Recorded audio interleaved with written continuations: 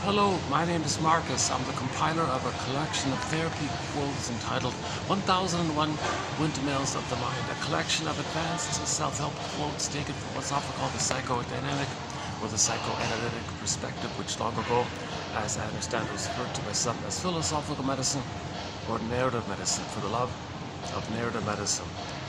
We have a quote coming up that says, from the gods comes the saying, know thyself. So, okay, myths and fairy tales, they might personify, create a character to symbolize this innate driving, this innate drive to know ourselves, because we need to know ourselves if we're going to heal ourselves. And that's the theory. We're homotraumicus. We're a traumatized version of ourselves, beginning from roughly 10,000 years ago due to the mismanagement of our discoveries and our reactivity around it. We accidentally, inadvertently traumatize ourselves when we transition from, well, a reflection of that trauma is to pillage, when from village to pillage. So we accidentally traumatize ourselves. Then we decided to try to, meet the needs, so we pillaged, so we created a psychology for that, and we've been in this kind of loop, a little bit of a loop. That's a huge theory. Back to 2725, part 3 of 3, there's a thing called the 48 symptoms of Homo traumicus, and we discussed the Asimov soul below. So that's a huge topic, but anyways, so I think maybe if we just, as a starting point, just to start somewhere, we became a traumatized version of ourselves roughly 10,000 years ago. But in nature, in evolution, if something's wounded, it's trying to heal. Right? If a tree's wounded, the sap will come and try to heal itself. Well, we're wounded, so we're trying to heal ourselves. So this natural, organic nature embedded in evolution and nature and the forces of nature and all that is embedded in this, there's some kind of energetic spirit like this that's trying to heal us. So let's put a voice. Let's create a character with a voice. What are the gods like that? And those gods say, know thyself. And this Isaac, the famous Isaac Asimov guy, he says, how many species do you know out there who need a science of the mind? Psychology marks the triumph of the human evolution. And from the TV show Gabe story, sometimes you can grab the pen from the traumatic script and write your own story. Sometimes you can grab the pen from our traumatic state that writes these repetitive scripts that repeat the trauma, and you can write your own story so we can heal. So a famous Chinese proverb, don't curse the darkness, light a candle, right? Darkness cannot be removed from a room. It vanishes when the light enters. Okay, so light of consciousness. So we wanna bring some light of consciousness here. That's what these quotes are for. So these reflect what I believe to be the top 10,000 best quotes from this analytic tradition, which simply means it's a perspective that believes that the baby creates a model, a template, a schema, a schemata, an imprint, stencil, working model, some kind of memory system, leads to fantasies, leads to neurocircuitry, based on himself and the world and how he felt by it, and his understanding of the world. The mother being the world for the baby. So his deep memory of himself and the world is set in, and it's a template. Now, if it's problematic like that, he's going to distort the present to fit the template. He's going to twist or wrench or distort, make up the present to fit the template. So in effect, the present is the past, or we call the present the presenting past, or we transit the past to the present and see the present as a new dish to the past when the script is problematic, when the script doesn't allow us to enjoy the present, when there's too much pain around the baby's issues of basic needs and basic survival needs for the baby.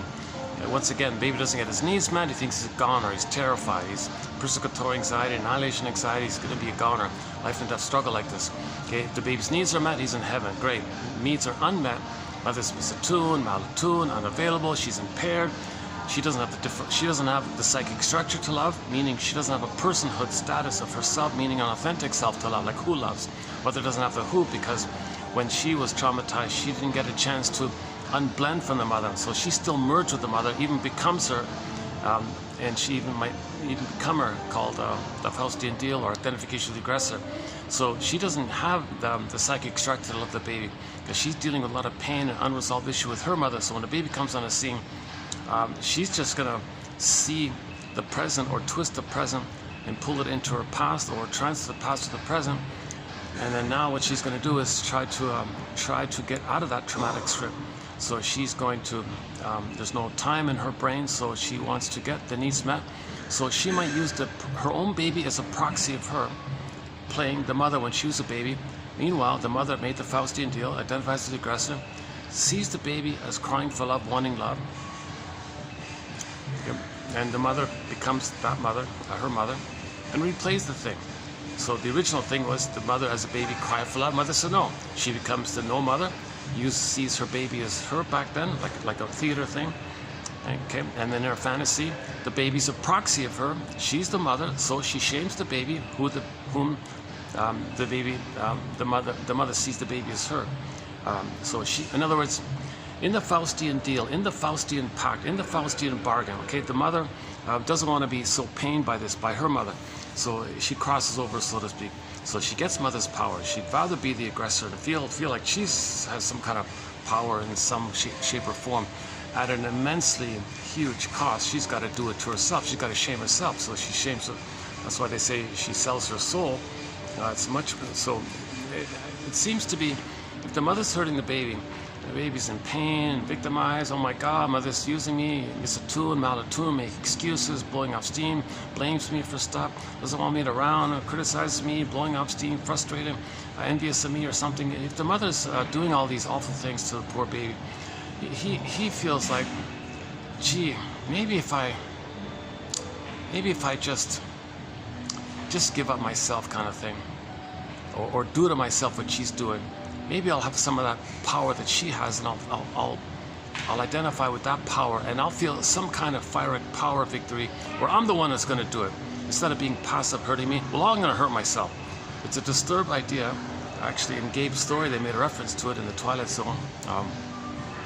So I don't understand it fully, but I guess the baby would think if he's going to shame himself, at least he feels like there's a part of him that he has some agency or something, that he's gonna have mother's power, and he's not just the victim, he'll be the aggressor. So it's a way to make him not feel victimized by the mother. If he's victimizing himself, maybe he kind of buffers the pain of it or something. I don't know. It's a huge pain like this. It's called a defense mechanism. It's something the baby's gonna do to minimize the pain or make himself unaware of the pain. So he'll shame himself. So I guess embedded within that is that he'll be able to find proxies and scapegoats and blame others, and what's called externalization, the projection, and very outer focus like that. So he'll find others to play him, and if he can trick himself that others are his soul, and he sells his soul, he shames his soul, others will play the soul, he shame them, make him unaware they're shaming himself. He does shame himself. He is the mother who shames himself, because that's the way to have a mother. Mother shamed him, he's her, he shames himself. So too much pain, so find a proxy to play him, sleight of mind trick, he shames them, he's unaware of the pain that he's shaming himself. So maybe that's a way that seems to be included with the Faustian bargain. Gets mother's power, lives forever, because he can do it his whole life and there's no time in that part of the brain. Plus,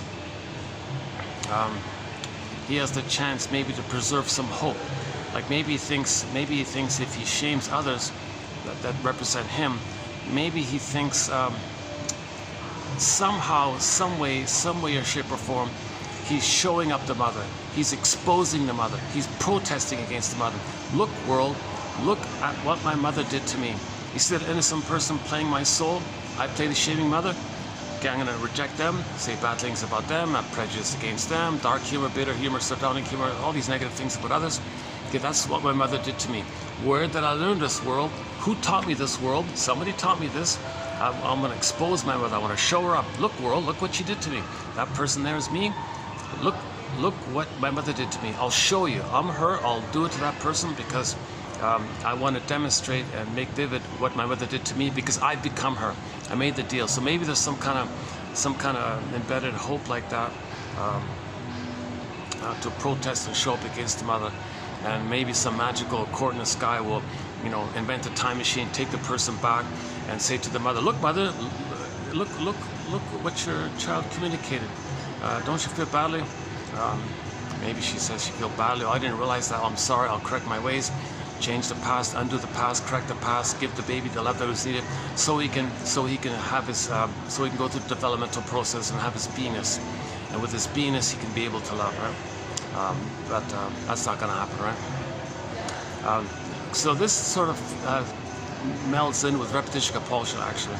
So when the mother identifies with the aggressor, okay, so the mother as a baby herself was in a lot of pain herself.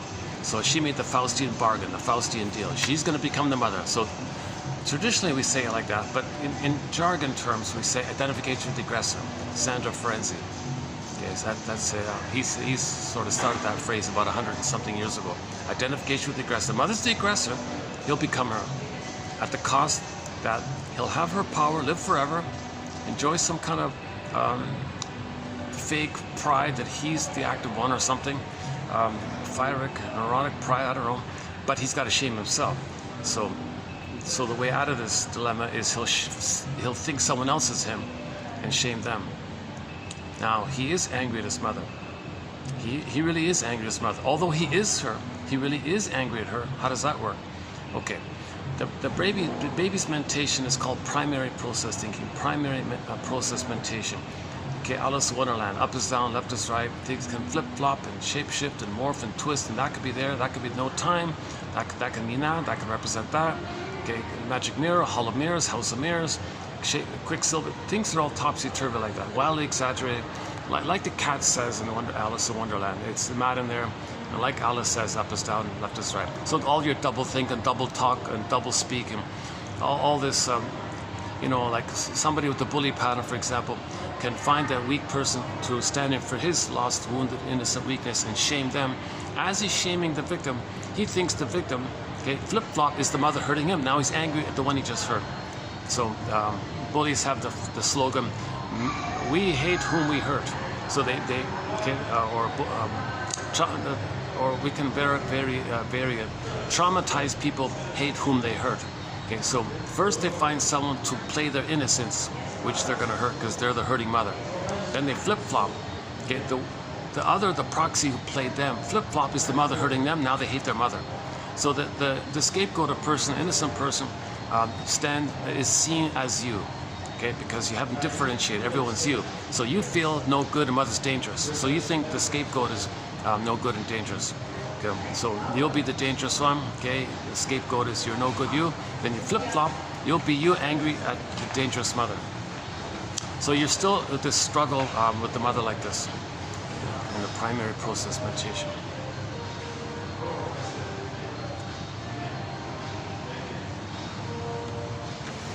Oh, this is an unusual start today. I'm feeling a little... Yesterday's video I thought wasn't too bad. Yesterday's video done at this very spot. It's one of the better ones, I think. And the ones before, recently we did some good videos. Actually, most of the videos I thought are not too bad. There's occasionally a down one, but most of the videos I thought are not too bad. I mean, however the delivery comes across, clear or anxious, you know, it's about the person and the quotes. It's not really about the presenter. I have not been analyzed. I have not been analyzed, so I can't come from a place of telling you what I learned, like directly, immediately. And I didn't, you know, fully do this kind of process. I'm studying it, I'm learning it, and in the process of talking about it, that's how I'm kind of learning it, kind of thing. So try to focus on the quotes. These are written by medical doctors. Most of them are written by medical doctors who specialized in the talking cure, okay, the narrative medicine. So it's up to each person to be their own detective, psychological detective, existential detective, kind of thing.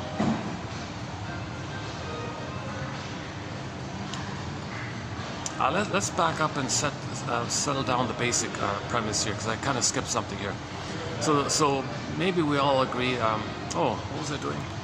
I was doing a preview of upcoming quotes here. From the gods comes the saying, "Know thyself." Yeah, so that's the voice of the innate drive for healing. So there's this invisible, unknown spirit, whatever, some kind of drive that we don't see that's pushing us to heal. So this spirit, let's create a character, Okay, it's like there all the time. So let's call it a God. And this God voice is telling us, know thyself, know yourself. And I guess somebody wrote it down in ancient Egypt, know thyself. And it went over to Greece, I think, know thyself. So this has been kind of like our own efforts to make us conscious that we have to heal ourselves, that we're traumatized and we got to heal ourselves, and we're meant to cooperate in the healing process. It doesn't happen magically, because in our healing process, we got to be conscious of the trauma in order to heal. You can't heal if you're not conscious of it. That's what he means by psychology marks the triumph of human evolution. How many other species would need a science of the mind? Sometimes you can grab the pen from this script and write your own story. Okay, let's back up a sec. I want to talk about a new episode. In the last video, I spent a fair bit of time talking about Gabe's story from the Twilight Zone. That's a very good episode about confronting the script, about taking the pen from the puppet master, writing your own script. So Gabe had a dysfunctional life. What's going on here? Well, there was a template, a traumatic script. He was repeating, because he's not aware of it. So when you repeat a traumatic script, that means you're loyal to the mother. Okay, you're waiting for her love, or you're waiting for father to protect you and guide you out of it. So you're kind of dysfunctional like that. You're still in the past. So the present you recreate as a new dish of the past. The past is you just make the past. You just make it familiar. Family liar. The present is a new family liar familiar. Just keep it familiar, because that's unresolved with your home life. You didn't get enough safety to be yourself. You didn't get enough support or protection from the father to protect you and guide you out of the difficult mother, maybe sometimes. So this is unresolved. You don't have memories of being on your own, so you can't be on your own, or you're afraid to be on your own like that. So you just recreate it to keep on waiting and hoping. It's a kind of a futile hope, really. It's kind of like a relentless, unreal hope, because nothing in the present can equate to what was needed back in the past. Okay, nothing in the present, can be the mother or father back in the nursery time. So it doesn't really work, right? No matter how well-meaning people are in the present, it doesn't work like that. The only way out of this curse is to identify it, lantern of consciousness, make the inference that there is a curse, that there is a traumatic script.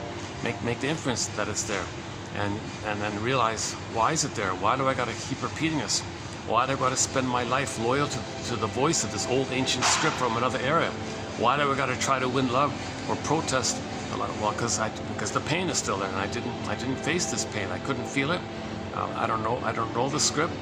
I couldn't know what happened back then, and I couldn't feel what happened back then. And so now we try to know what happened back then, so we can feel what happened back then, and that's called abreaction, catharsis. Okay, the firebird, the phoenix, red bird rises. In Disney film, etc., that's when the orbs come rushing up to the front.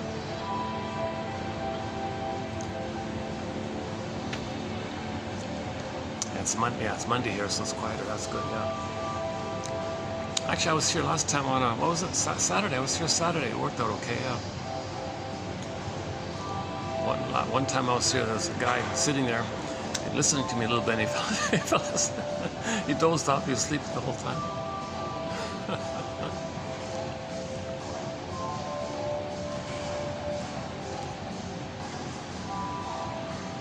Yeah. So Gabe's story in Twilight Zone kind of shows you the power of this script. It's a puppet. They call it the puppet master, and we're like the puppet, and our strings are being pulled by this puppet master script template.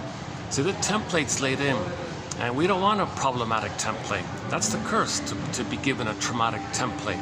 If the mother shamed us, used us, exploited us, didn't meet our needs like that, we have a very painful template.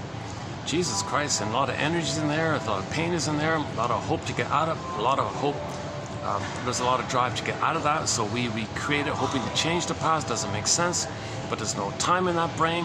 All time is that time. Yes, materially we understand the present, but we're relating to the present or distorting the present to emotionally, covertly try to meet our old unfulfilled needs. Okay, when there's trauma, we have to hope for the fulfillment of old unfulfilled needs so we can resume development. Okay, to finish development.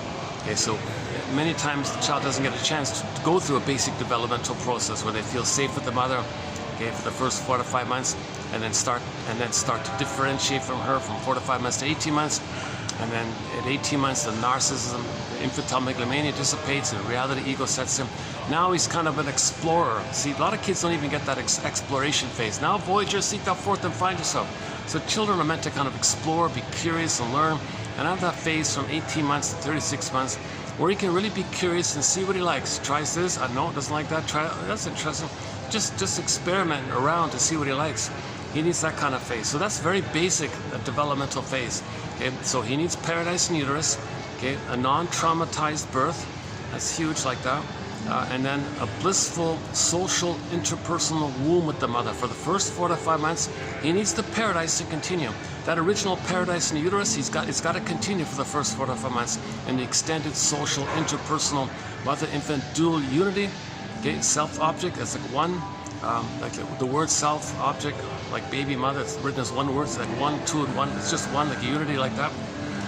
So it's like a psychological egg, like that. It's called undifferentiation. The baby doesn't know where he begins and ends, or where the mother begins and ends. And the baby the theory is the baby even thinks that the mother's it's him.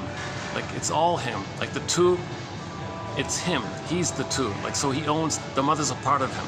So the power of the mother is his power. Infantile megalomania, little God, little king, self-sufficient. Does that, he has that kind of incredible safety where he's the mother, and the mother's attuned, meeting his needs. He thinks he's doing it himself, kind of thing.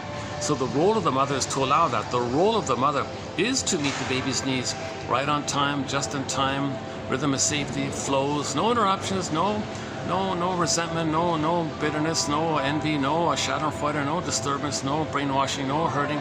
Okay, the baby trusts the mother. An innate trust. He has a basic right to trust his mother that she won't hurt him.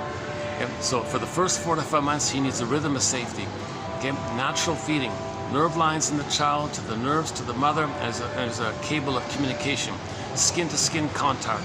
Okay, first 4 to 5 months, the emotions in the body of the mother, and there's a kind of attunement between the two, like that, and the skin functions kind of like a bridge.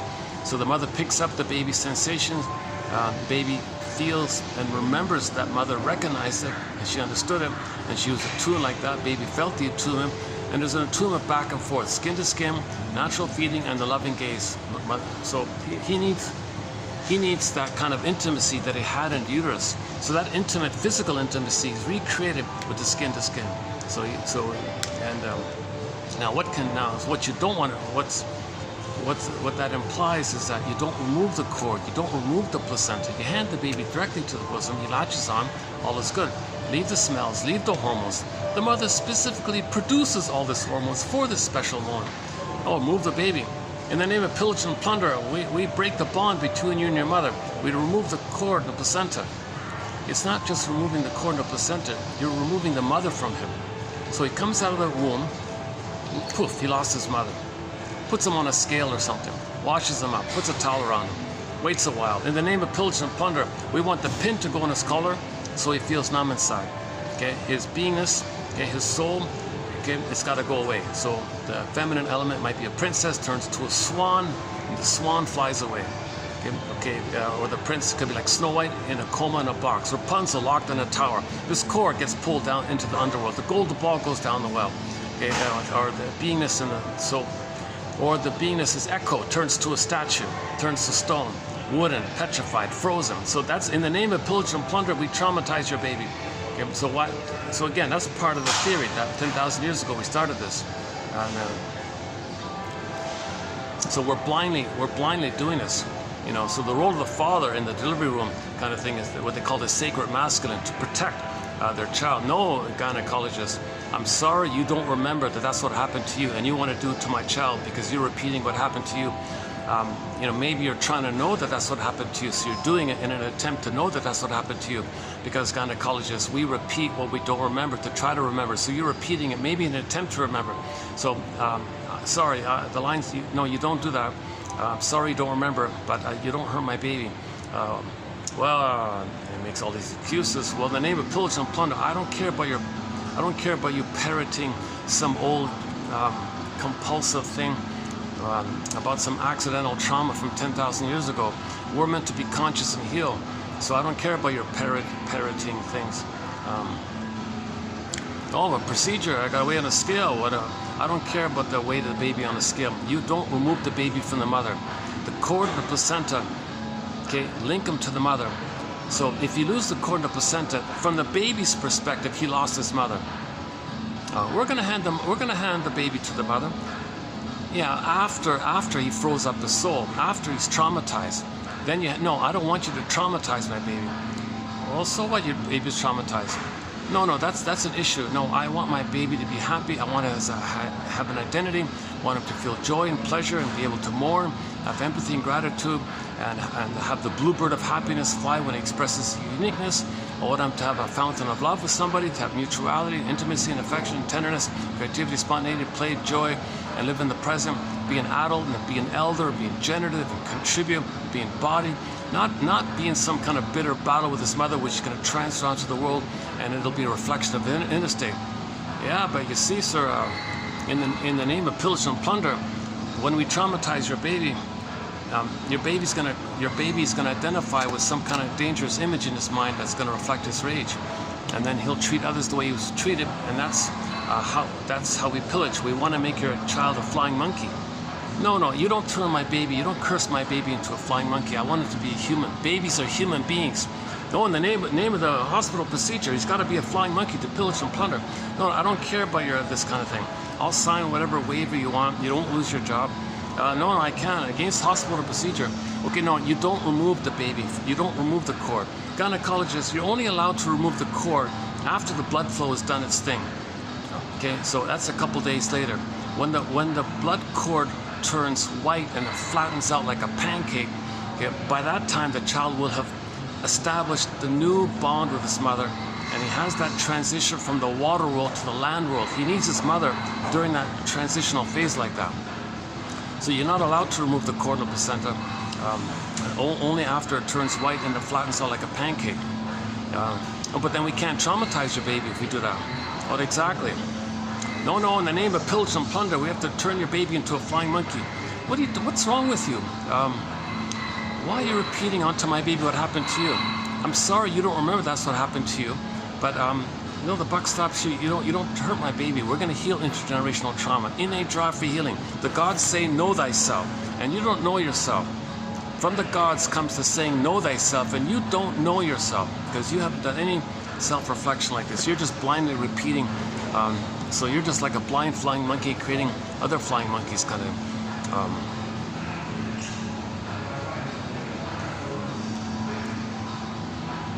Well, then how are we going to pillage and plunder? Well, maybe we're not supposed to pillage and plunder. Maybe we're meant to be all one family and cooperate kind of thing. Maybe we're meant to. Maybe we are one family, and we're meant to just calm down and just be reasonable about how to get along like that. We'll be creative in that area to figure things out. If you traumatize the babies, then all he's going to think in terms of survival. My greed or your greed? Well, that's right. That's the pillage and plunder. We want him to think of this simplistic, my greed or your greed. We want him to feel terrorized, identify with the image that hurt him. Okay, so sir, what's going to happen is when we traumatize your baby's going to have an image in his mind of a monster, a guy with the horns, a sea monster, an alien, the boar queen, the cyclops. Okay, so the which one? Devouring wolf, devouring hyena, devouring, engulfing kind of thing like that. The baby will make it because that's how he feels. So, but that's the link to the mother. So he's going to make the Faustian deal. We want your baby to make the Faustian deal, okay? Where we, the gynecologist, and your wife and you and the system, okay, we traumatize your baby. So the baby's going to think someone was very aggressive towards him. He says, "Oh my God, I better just, I can't feel this, so I'll just be like them, and I'll hurt myself and then hurt others." That's what we want. We want to set it up where he'll hurt others. So, sir, the baby's going to think that the mother in the mind, let's say, the image in the mind, he's going to think that image robbed him of his beingness. That's his home. That's his beingness, his embodiment, considered like a home within, like a home, like your beingness, you're at home like that. He'll think this image robbed him of his home, that the image was a robber baron. Okay, he'll think the image was a short seller. Okay, short sold his soul for a quick buck or something. Okay, he'll think the image gave him emotional poverty. He'll think that image didn't care, that the image was entitled, the image was greedy like that. Okay, so he'll identify with the aggressor. Okay, sir, now there's as above, so below, repetition compulsion. Okay, to be loyal to this image, which is going to be his mother, he's got to have a mother, he'll be that, and he'll identify with that. Okay, so then we say to him, like a flying monkey, we're going to say to him, hey, there's land over there, we want it. Okay, you repeat what happened to you. Hey, flying monkey, here's a chance to repeat what happened to you. Okay, so that land, okay, that's symbolic of like a home, like a land for people or something. So you repeat what happened to you. So you're going to rob that land because the mother robbed you of your inner homeland. Okay, so it's going to, so sir, we're creating what's called as above, so below. His behavior will be a repetition and a reflection of the inner state. We want to create an inner state from which he's going to reflect outwardly upon. So he'll reflect outwardly what the trauma that we're inflicting in on him now. Okay, so the memory in your baby's going to be someone plundered him, gave him poverty, didn't care, was entitled, and so on. He'll identify with that. Okay, he'll go through life, okay, symbolically doing that to others. So if there's land out there, he'll gobble it up because the image gobbled up his inner land. As above, so below. The outer is a reflection of the inner state. Sir, we got to create an inner state for him to reflect outwardly upon. That's how we pillage and plunder. So he'll contribute to giving 80% poverty because he will feel the most emotional poverty. He'll feel immense emotional poverty. We're going to give him as much emotional poverty as possible. So he'll be in his force to give others physical poverty to reflect his emotional inner poverty. Okay. Now, when he creates poverty outwardly, okay, those 80% who are poor, okay, they're going to hand over their stuff. Okay, so we got to make the baby hand over his soul to this image. Us, the gynecologist, you, your mother, his mother, you, father, and the system, the bureaucracy. He's got to hand over his soul like this. Okay, so so this image is the robber baron. We want him to be a robber baron. That's what flying monkeys do, right? The witch says to Dorothy, go grab Dorothy. If she's a robber, like just grab her like that. So we want your child to grow up and grab, okay, to be loyal, and to maintain the hope that one day, if he pillages and plunders enough, maybe something will change in the past. Maybe a magical time machine in the past will appear and he'll get the love. Now there are no time machines, we know that, so we don't care about that. So he'll be in an infinite, no time. He can do this intergenerationally, he can pass it on, and this has been going on for 10,000 years, or 2,000, 5,000, 3,000, 4,000, I don't know, whatever it is, between two, the argument's somewhere between 2,000 and 5,000 years, maybe. Somebody said it didn't start 10,000 years ago. We were still embodied for the first few thousand years after our discoveries. But I'm going to kind of go with maybe it was minimal, but maybe it had a snowballing effect and it really went full force 2,000 years ago. But it probably did start 10,000 years ago. Anyways, so let me see if I get this straight, gynecologist. You want my body, you want to create a memory experience where he didn't get his needs met, and quite the opposite. He had to supply to outwardly. He had to supply outwardly to his mother. Let's just say to the internal mother image he's going to create. He's got to give his soul to the mother, and the mother gets a minute of pleasure. So the mother short-sold his soul for a quick buck. She got a benefit when she destroyed the baby's soul. That's right. Then he'll do that onto others. You see? And you'll make money, sir. What do you mean? Well, he'll put 80%. He'll help put 80% of the people on the planet in poverty. Pool of poorly paid workers. Okay, it'll set it up like that. And we tell them, look, we're robbing everything, your land, your resources, and we're gonna. Okay, and then we want you to hand over everything to the 20%. You're part of the 20%, so you'll get a lot of money like this. You'll live in a multi-million dollar. You'll live like a millionaire basically.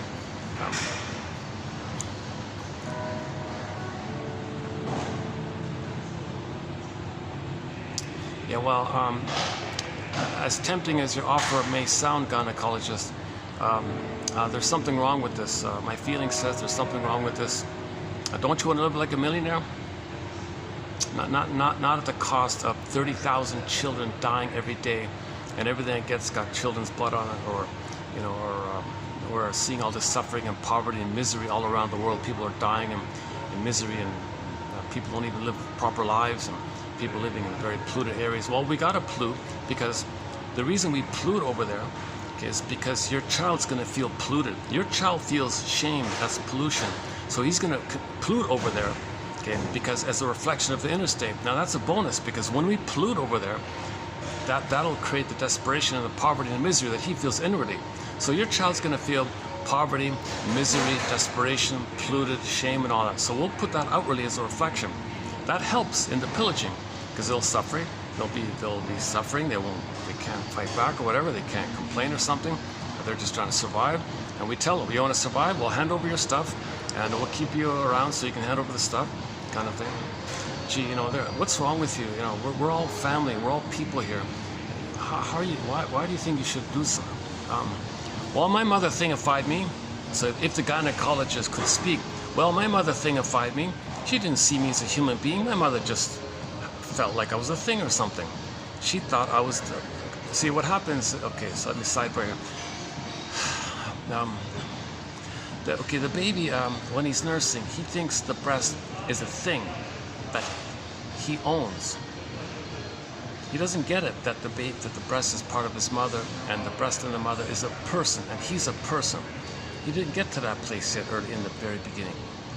Okay, he thinks this whole system is just all him. He's in this blurry, cloudy, dreamy, solipsistic, I don't know, delusional, delirious, ecstatic, blissful, whatever it is. He doesn't get any kind of practical things in the primary imitation. So he's like a little god like that or something.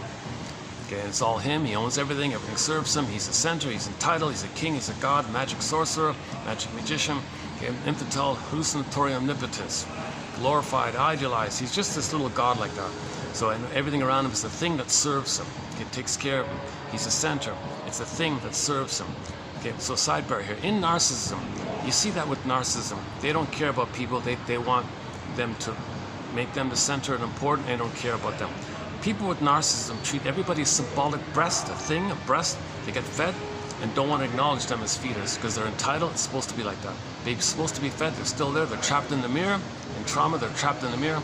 So they want others to think that they're the center and make it all about them, and that respect that they're entitled, that they're a little baby, and they got to be fed.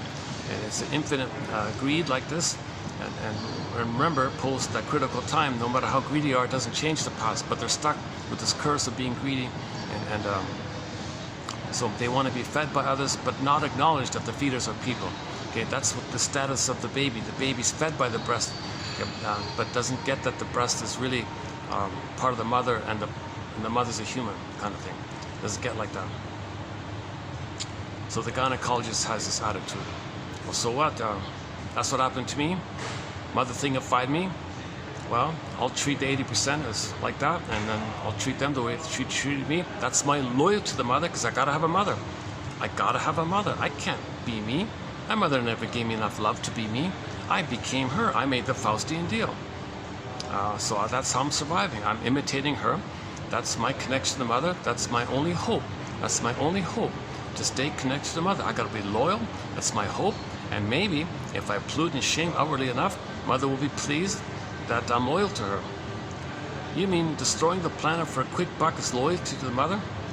Well, maybe she'll wake up and change her ways, invent a magical time machine and take us back to the past and do it right. That's not gonna happen. Yeah, but I'm not aware of that. Like you said at the beginning, I don't know myself.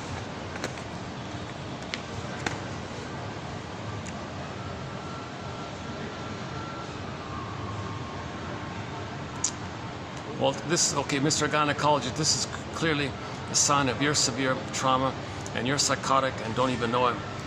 So the sacred masculine, okay, is because I have some feminine, I have some feelings, okay, and I feel for my baby, and I feel for myself and my family, okay, and the sacred masculine is I'm in touch with the feminine, I'm in touch with my feelings. So the masculine, okay, true masculinity, or the sacred masculinity, or authentic masculinity, is strong enough to recognize the feminine in himself. Okay, so this father here that's fighting with the gynecologist, he has some beingness, he has some feelings for himself. Okay, so let's say he's got a sense of feelings. That's called the maiden king. Let's say the father has sense of his beingness and feelings, the maiden king. If he's got his feelings, he'll be ethical and moral and virtuous. So from the maiden king, okay, the phrase maiden king, okay, sorry about the jargon. In psychology, they use the word feminine to mean a sense of beingness, embodiment. You differentiate it from other. You got your beingness. Okay, Snow White's there, Rapunzel's there. Okay, the maiden king's there. So the maiden king. So when you got your beingness, then you're doing the kingly, the masculine. So the masculine, okay, the king masculine. Masculine means you're doing. Your doing will be ethical when your being is there. So when you come from your being, your embodiment, your doing is ethical. It's normal like that. Woodman says if your feminine is wounded, your masculine is whacked and distorted. But in this argument here, he's got his beingness, and he's holding on to it, and from his feelings like that, he knows it's wrong to what's happening to his child here. He picks it up with the feelings. No, this is something wrong here. For thousands of years, indigenous people have been saying, or we've been saying for thousands of years, for the first 8,000 years, let's say, that the placenta and the cord it's very important for the baby. It's kind of like the bridge to the mother. You remove the bridge, he loses his mother, and then he gets anoxia and hypoxia, and maybe not getting enough oxygen, nutrients like that. Something wrong. You gotta leave it like that. Like I see the cord, blood is still there, and the placenta is still there, and the baby's can't walk yet. He needs time to be one with the mother. The father can feel that the baby needs his mother. In the name of pillage and plunder, we break the bond with the mother. We don't want him to have feelings. If we maintain the bond, he'll have a beingness like you, sir. You're an exception. You're giving me a hard time here. Well, good. Okay, so this father example here. Okay, so true masculinity, or genuine masculinity, or the sacred masculine, is strong enough to recognize, to know, to admit, okay, his beingness, okay, his golden ball, his ethics, his morality, his differentiation, his identity within. So either he was loved himself enough to get his beingness, okay, or he lost it, but maybe he got it back. But he's in touch with it somehow. Okay, there's a real, and that's the natural state of affairs. When you have your feelings, you'll be ethical like that. So the father in the delivery room here is being ethical. No, traumatizing my baby to make 80% in poverty, to help make 80% in poverty for a quick buck for the 20%, that's unethical, it's immoral, it's wrong, it's a violation of our feelings like that. You're wounding, you're selling the soul, you're damaging. Well, the gynecologist, well, my mother took away my soul, I gotta take away other people's soul because my mother took away my soul. As above, so below. I need to reflect outwardly what happened to me. Okay, what about that gynecologist? If you're saying that, then maybe you can now see that what you're doing is a reflection of your inner state. Oh, okay. Okay, and maybe you're right. Maybe you're right. All right, I won't cut the cord. I'll hand the baby. So what should I do? Hand the baby to the bosom directly and leave the cord? Yes, please. Really? Yeah, put down the snipper thing. Don't sever the cord. Really? But hospital, no. Hold on. Control yourself. Okay. Feelings, ethics. Okay. It's good for your soul to not hurt another person's soul. Okay. Well, why don't I just hand the baby to you then? Yes. Good. Thank you. I'll take the baby. Okay, and I'll hand the baby to the bosom, and we'll keep the cord to the placenta. You see, gynecology. It's called a lotus bird. You see, let me show you a photo from my iPhone here. There it is, lotus flower. Hey, iPhone, give me a lotus flower here. Give me the flower, the stem, and the pod. Make it nice and clear. Give me a nice vivid one. Okay, put it on my tablet. Make it nice and big or something. You see, gynecologists, look at this lotus flower. You got the flower, you got the stem, you got the pod. Okay, that's what's got to happen with the baby. You got the baby, you got the cord, you got the placenta.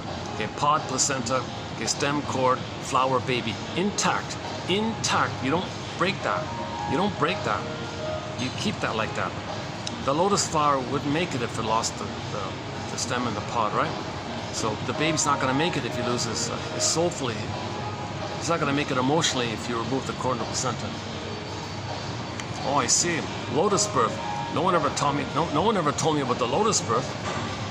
Well, you're a byproduct of the flying monkey machine, so they're not going to tell you. They don't know themselves. Oh my God. I can't believe this.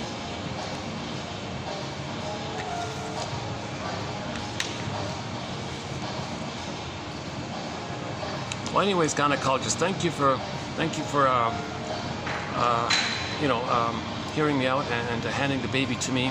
And now watch this gynecologist. Watch what's going to happen. I'm going to hand the baby to the bosom. I'm going to keep the smells. I'm going to keep all the muck and the smells. Okay. We're going to. You didn't notice this, gynecologist, but I kind of dimmed the lights already, and I have a heat lamp going. So you notice how it's warm now, and the lights are dim. Yeah, I noticed that. What was that about? Well, I don't want to shock the baby, and you were going to shock the baby, so I kind of decided to mediate a little bit like this. Okay, fine, whatever. So the room is warm, the lights are dim, you got candles around. What's it with the peaceful music like that? Well, I just want to calm everybody down here, including myself. Okay, now watch this, gynecologist. I'm going to place the baby, okay, to the bosom. Okay, the mother's going to kind of maybe wrap her arms gently around the baby so you can feel the skin to skin. So the baby's front to the mother's front, and I'll place them near the breast, right? Now watch this. Look how the baby is looking around for the nipple. He has an innate expectation that he's got to contain, he's got to latch on and start suckling and maintain the oneness of the mother. So watch how the mother is going to create a smooth, warm rhythm of safety with the baby. The cord's still there, the placenta's still there. He's still connected to the mother. But there might be a little transition for him to get used to the new world. Baby's entering into a new world, okay, the land world. So he's going to look around a little bit. Now in a few minutes, he'll latch on, start suckling. And the mother's going to hold him smoothly, doesn't interrupt it. And we're going to leave the two like that for 4 to 5 months. You mean when she goes to the washroom, she carries the baby? Yeah, I think so. So for 4 to 5 months, we're going to maintain the skin-to-skin continuous contact because it's like a womb, a condition. He's still in a oneness kind of thing. He needs that intimacy and symbiosis and fusion and merging and oneness like an egg like that. And then what's going to happen, gynecologist, is that at 4 to 5 months, then the mother will sense the child hatching out of the egg. Read Margaret Mahler, gynecologist. Who's she? Margaret Mahler, yeah. Read her book, 1976, 5, something like that. Psychological Birth of the Infant. Whoa, psychological birth of the infant? What does that mean? Well, you're just watching the biological birth, right? But now we gotta set it up so that the child can have a psychological birth, where he has his beingness, and he has the gifts and the capacities of having a beingness, a psychological birth. See, what you were doing before, you were preventing the psychological birth to make babies enraged, to have no feelings, and to treat others the way that they were treated, hoping to change the past. And that's how you're plundering and pillaging to create this psychology. So the baby's gonna have a continuity with the mother for 4 to 5 months. She'll see and soothe the baby and recognize the baby and look at the baby with warm, loving acceptance and meet the baby's needs and understand the baby. Why? Because we didn't break the bond. We maintained the continuity of the attachment. Now, with the continuity of the attachment, the mother will be able to recognize and understand the baby's little signals, and she'll respond naturally with a motherly response. So, you see, what you were doing was, you were going to break all that. If you're going to remove the cord, you broke it. We left the cord. He's suckling. Now, there'll be a transition like that. By the way, in 2 to 3 days, the cord and the placenta will drop off. Well, does not look messy. Seriously, we'll just put a bed sheet over the cord. And when the placenta comes out, we'll put it in a bowl, place the bowl on the bed beside the mother with a lid over the bowl, allowing a space for the cord, and we'll let the thing just easily drop off on its own accord. Nature does that. You're playing violent character doing that. What gives you the right to remove the baby from the mother? Well, that's what was done to me. I gotta be loyal to my mother who did that to me. You know, that's called repetition compulsion. You're repeating in an attempt to remember, but you haven't remembered. Here I am helping you to remember a little bit. I might lose my job.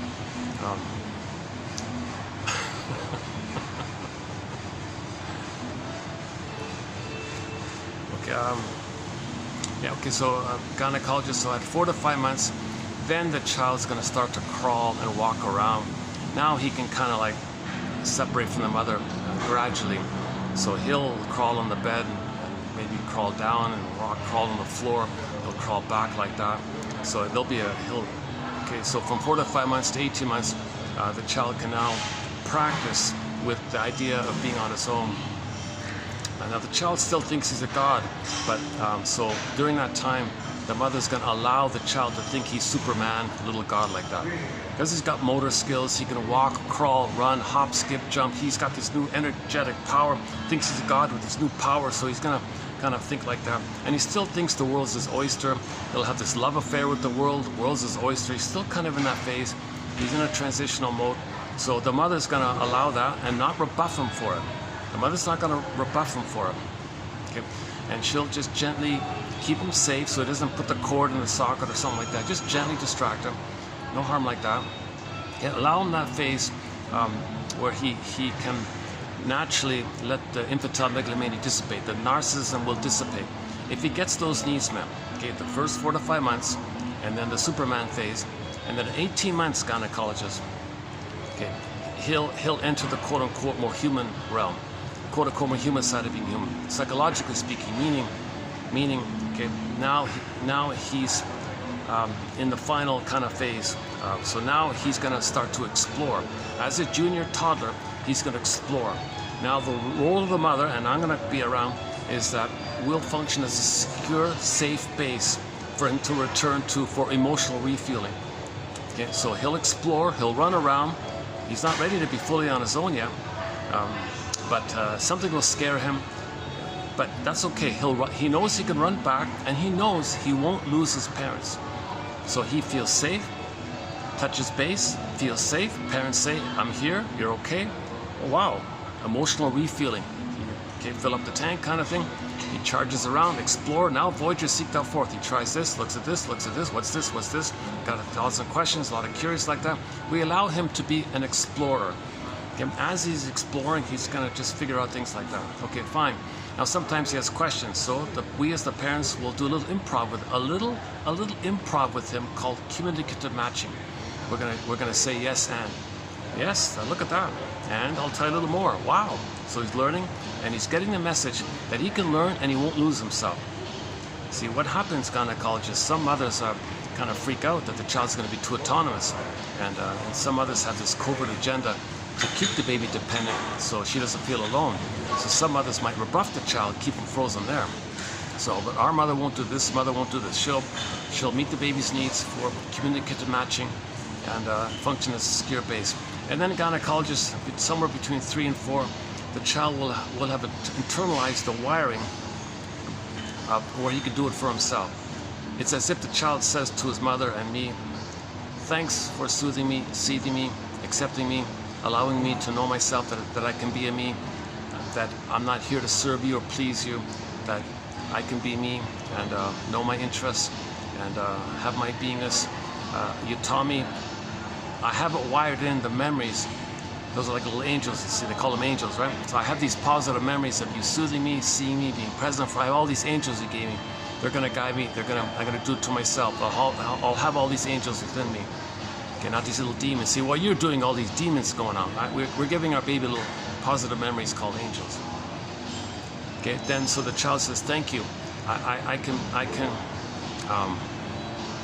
continue to study in school and learn and continue the exploration process and resume development like that. So he's going to get a psychological birth. Now he'll have his beingness. Okay, so he'll be ethical and moral, and he'll have his beingness. And when he walks into the room, the teacher will love it. Everyone will love his presence, because they won't feel from him what you would have done if we did it your way, where he's like gonna scan around and find somebody to shame, to replay how he had been shamed, or look for supply, wants others to make him the center. he won't have the energy. So a teacher will love his presence. They'll get a scholarship, like an Inside Out 2. Riley got the scholarship. The coach wanted Riley on the team because she didn't have the energy where she's going to bully others or control others or, you know, shame them because she's trying to communicate that she had been shamed, or wants Proxy to cry for love and she says no, with the fantasy that she changed her past, or so on.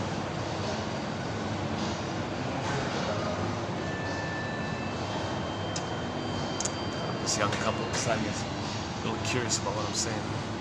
Oh, they lifted the curtain on. Good, good. Oh, better lighting now. Yeah, great. Oh, what time is it? Oh, I gotta check the battery. Jesus. You know, I only have internal storage. For some reason, my phone is no longer compatible with the memory chip, so I can't directly film into the memory storage chip. I only have it in the internal thing. I've got this simple, basic phone, so I've only got like 2.5 hours, barely. So until this gets sorted out, these videos will be maybe under 2.5 hours. That's too bad, because, you know.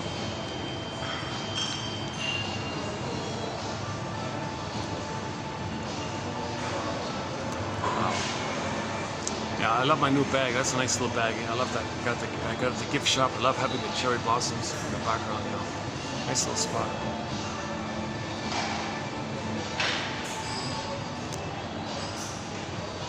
So we'll get to the quotes. Hang in there. By the way, we just finished a 3-video run on the work of Ullman and Paul from their book called Narcissus in Wonderland. Interesting topic, and we'll pick up on it. We have 26 chapters and topics on the go, so we're always adding new quotes to the various 26 chapters, kind of thing. So let's wrap it up with our imaginary fictional dialogue between the father, the sacred masculine, fighting with the ignorant, unaware gynecologist, who's just going to blindly... See, flying monkeys are blind, right? They serve the witch who's blind. The witch is blind to herself. The flying monkeys blindly follow the blind witch. So everybody's blind like this. Robert Black calls it sibling society. No one knows themselves. No adults, kind of thing. Okay, so the father says, so yeah, so that's basically what we're trying to do. I'm here to protect my child's soul. Your job is to destroy it. So I'm going to intervene here and protect my child's soul. I see. Well, this is all new to me. Don't tell my boss, okay? I won't tell your boss.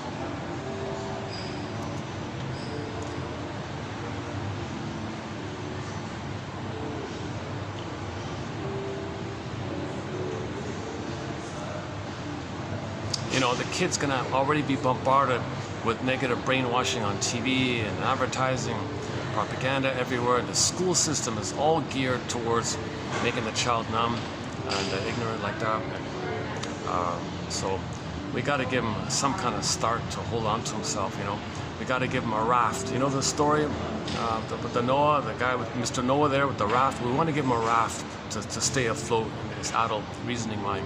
We don't want to be flooded, like sunk in the BS, right? And you were going to sink him from the beginning. So we want to give him a raft and maintain the raft and row his boat kind of thing. Because there'll be a lot of pressure on the boat. So we got to give him a boat. You're going to rob him of his boat from the beginning. So I'm here to protect that he has a boat so he can stay afloat. I see. So you mean I'm swimming unconsciously? Oh yeah, you don't have a raft. Although you did hear me out here, so maybe you're beginning the second journey midlife. Maybe you're beginning. I see. So if I'm beginning this midlife audit, this midlife examination period, what do you advise? Go to look up 1001 Women's of the Mind. That's the one place to start. And for the price of a coffee, you can get the collection. What else? Get James F. Masterson's book called The Search for the Real Self. That's a good start. Okay, anything else? Karen Horney's book, Our Inner Conflicts. Okay, I'm writing it down. Anything else? Get the comic, Psychoanalysis. A comic? I don't want comics. No. An exception here. This is for adults. Okay, go on. The comic, Psychoanalysis, Dark Horse Publishing.com. Type in the words psychoanalysis, and you'll see an old comic from 1955. 55, yeah, psychoanalysis was big back then. Then they attacked it. The K Street attacked it, or Madison Avenue attacked it, whatever it was. Why did the big corporations attack psychoanalysis? Because if we don't know ourselves, you see, then it's easy for them to fool us, trick us, sell stuff to us, make us believe make us do things, make us believe things, make us go along with things, because they can appeal to our fantasies because we're not aware of ourselves. So if we're ignorant, we're vulnerable, and they can fool us all the time. So they don't want us to. If we know ourselves, we'll know their tricks. As above, so below. Plus, if we have our feelings, we'll be ethical. And you can't plunder when you have feelings. So they don't want you to have feelings, and they want you to be ignorant so you can plunder. Jesus Christ. So anyways, go to the Dark Horse Publishing. 5 years ago, the comic got saved. It got preserved. A huge energetic push for innate drive for healing. Remember, there's this innate drive in nature that we're healing. So this is kind of coming from there. This is kind of like our invisible angel like that. So there's some kind of angel coming up to bring up the comic psychoanalysis. Okay, I can do that. What'd you say? What was it again? darkhorsepublishing.com, and type in psychoanalysis in the comic. You'll get a little, you can either get it as a book, and the complete run is in the book, 4 issues, or you can get the digitized version of it. Okay, good. What was that? What was the first one again? It's called 1001 1001 Windmills of the Mind. 10,000 of the greatest quotes from the psychoanalysis. And the benefit is it's clear, minimal jargon. Now you're a doctor, so you can handle it probably. But this is for the public. This is for anybody at midlife. And you're starting the journey now, I think. So you're beginning the midlife audit, the midlife examination period. And all you got to do is 10 minutes a day. There's another resource, Robert Bly. Robert who? Robert Bly. Bly, yeah, B-L, like it sounds, B-L-Y, Bly. Okay, he's a famous poet. He's a leader of the men's movement. His slogan is, grief is the doorway to identity and feelings. Grief. Well, you see, you need to have an identity. If you grieve, you get your identity. But to grieve, you got to get your story. That's what this is about here. When you get your story, okay, you get the truth that your mother didn't love you. My mother didn't love me. Okay, we're jumping ahead. So back up. You got to get, as you're getting your story, as you're doing this midlife audit, you're going to get your story. Okay, as you're getting a story, you're going to be able to grieve finally. You're going to admit something. The truth will upset you free. So you'll grieve, you'll cry, and you'll have your identity as you cry. So grieving and mourning is the pathway for your identity and growing up. And so when you're studying this, you're building an ark. You're building the Noah's Ark kind of thing. So when I say Robert Bly, I mean mainly his audio, like about the shadow and the shame and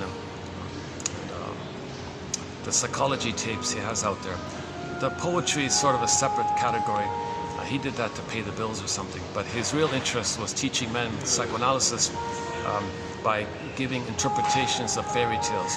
So yeah, listen to his interpretations of fairy tales. The Maiden King, okay, Iron John, Faithful John, and so on.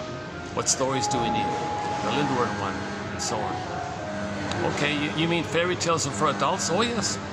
Fairy tales are sometimes called middle tales or elder tales. They're code for psychological trauma. Fairy tales are pictures of our psychological trauma. Yes, people can make it silly people can make it simple or something for children like that. But you see, notice that with children, they're kind of drawn to it because they're traumatized too. So they feel a kind of a recognition, and it makes them feel not so alone like that. And they might even get some pleasure seeing the witch gobbled up or disappears because their mother was because their mother's a witch from the baby's perspective.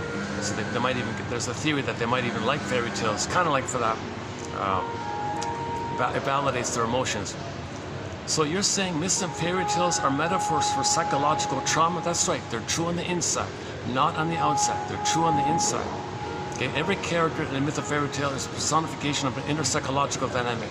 Okay, like when Echo turns to a statue, okay, that's your soul becoming petrified.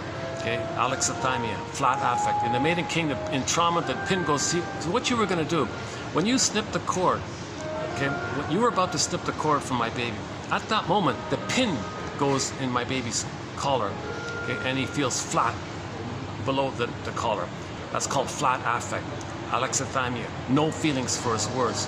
Oh, gee, I'm really sorry about that. You mean your kid wasn't going to feel? Well, he can feel pain and sensations and stress and physiological things like, like heart palpitations or, shallow breathing or something, or tension. He can feel these kind of physiological kind of things from the survival limbic system, but he's not going to feel the golden ball feelings. The golden ball goes down the well. You mean if I were to, had I slipped the cord, your baby's golden ball would have went down? What does that mean, the golden ball? Well, the golden ball is a symbol for the positive, warm, radiant feelings that's there when we have a beingness. So you were going to rob my child's beingness and the golden ball. Oh man, I'm really sorry about that. Okay, well, I'm glad we prevented, we saved one soul here. And so the role of the sacred masculine is to save souls. Okay, well, in this case, yeah.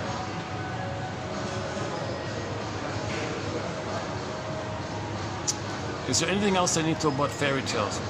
Well, they're like dreams. They're kind of like dreams. They're soul stories. So if you read a fairy tale, every character is a picture or symbol. So it's not like Snow White is a symbol. It's not real, right? It's a picture, it's a symbol.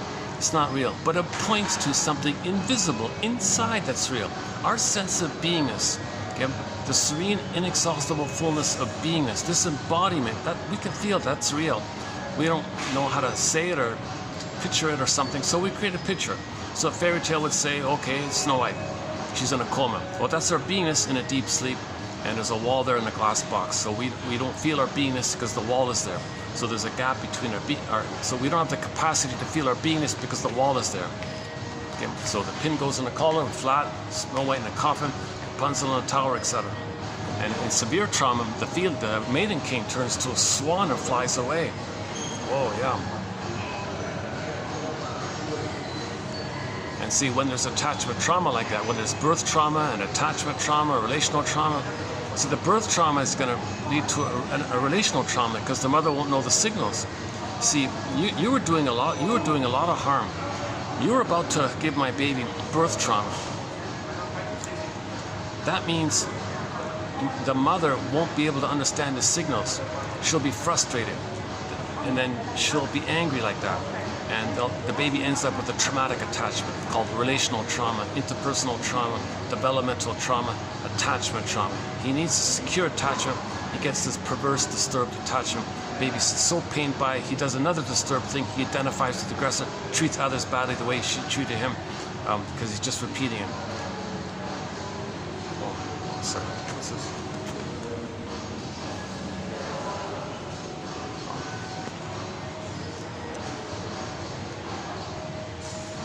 Oh, it's great. Oh, what a relief. Yeah, Saturday was so busy to hear.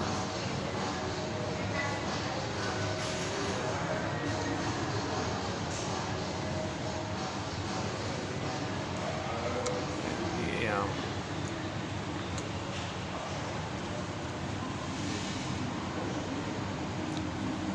How come I didn't? Oh, because they moved things around. Well, that's why. This is, they shuffle things around, and that's why I found it like this now. Yeah.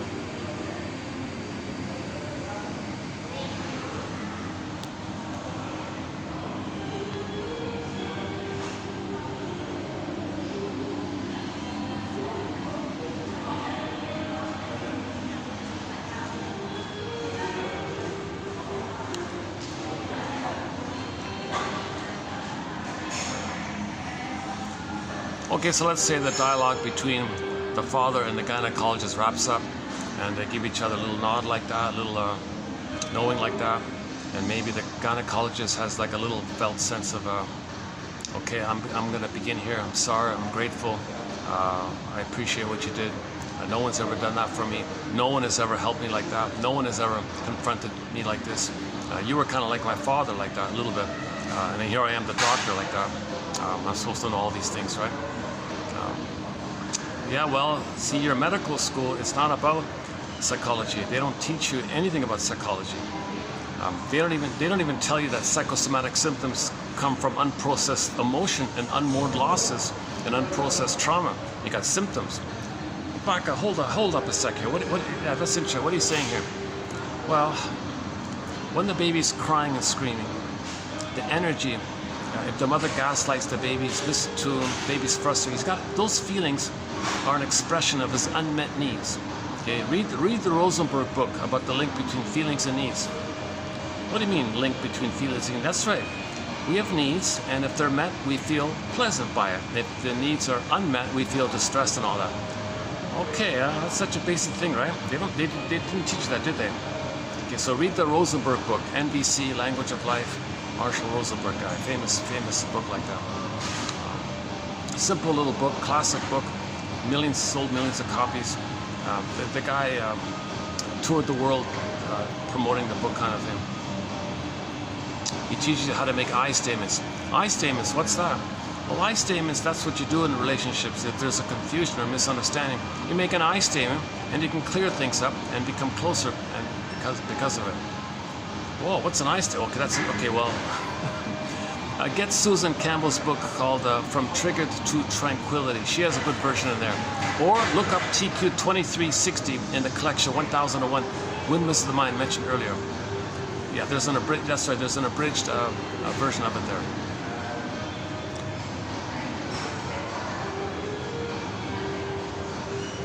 Back to the symptoms one.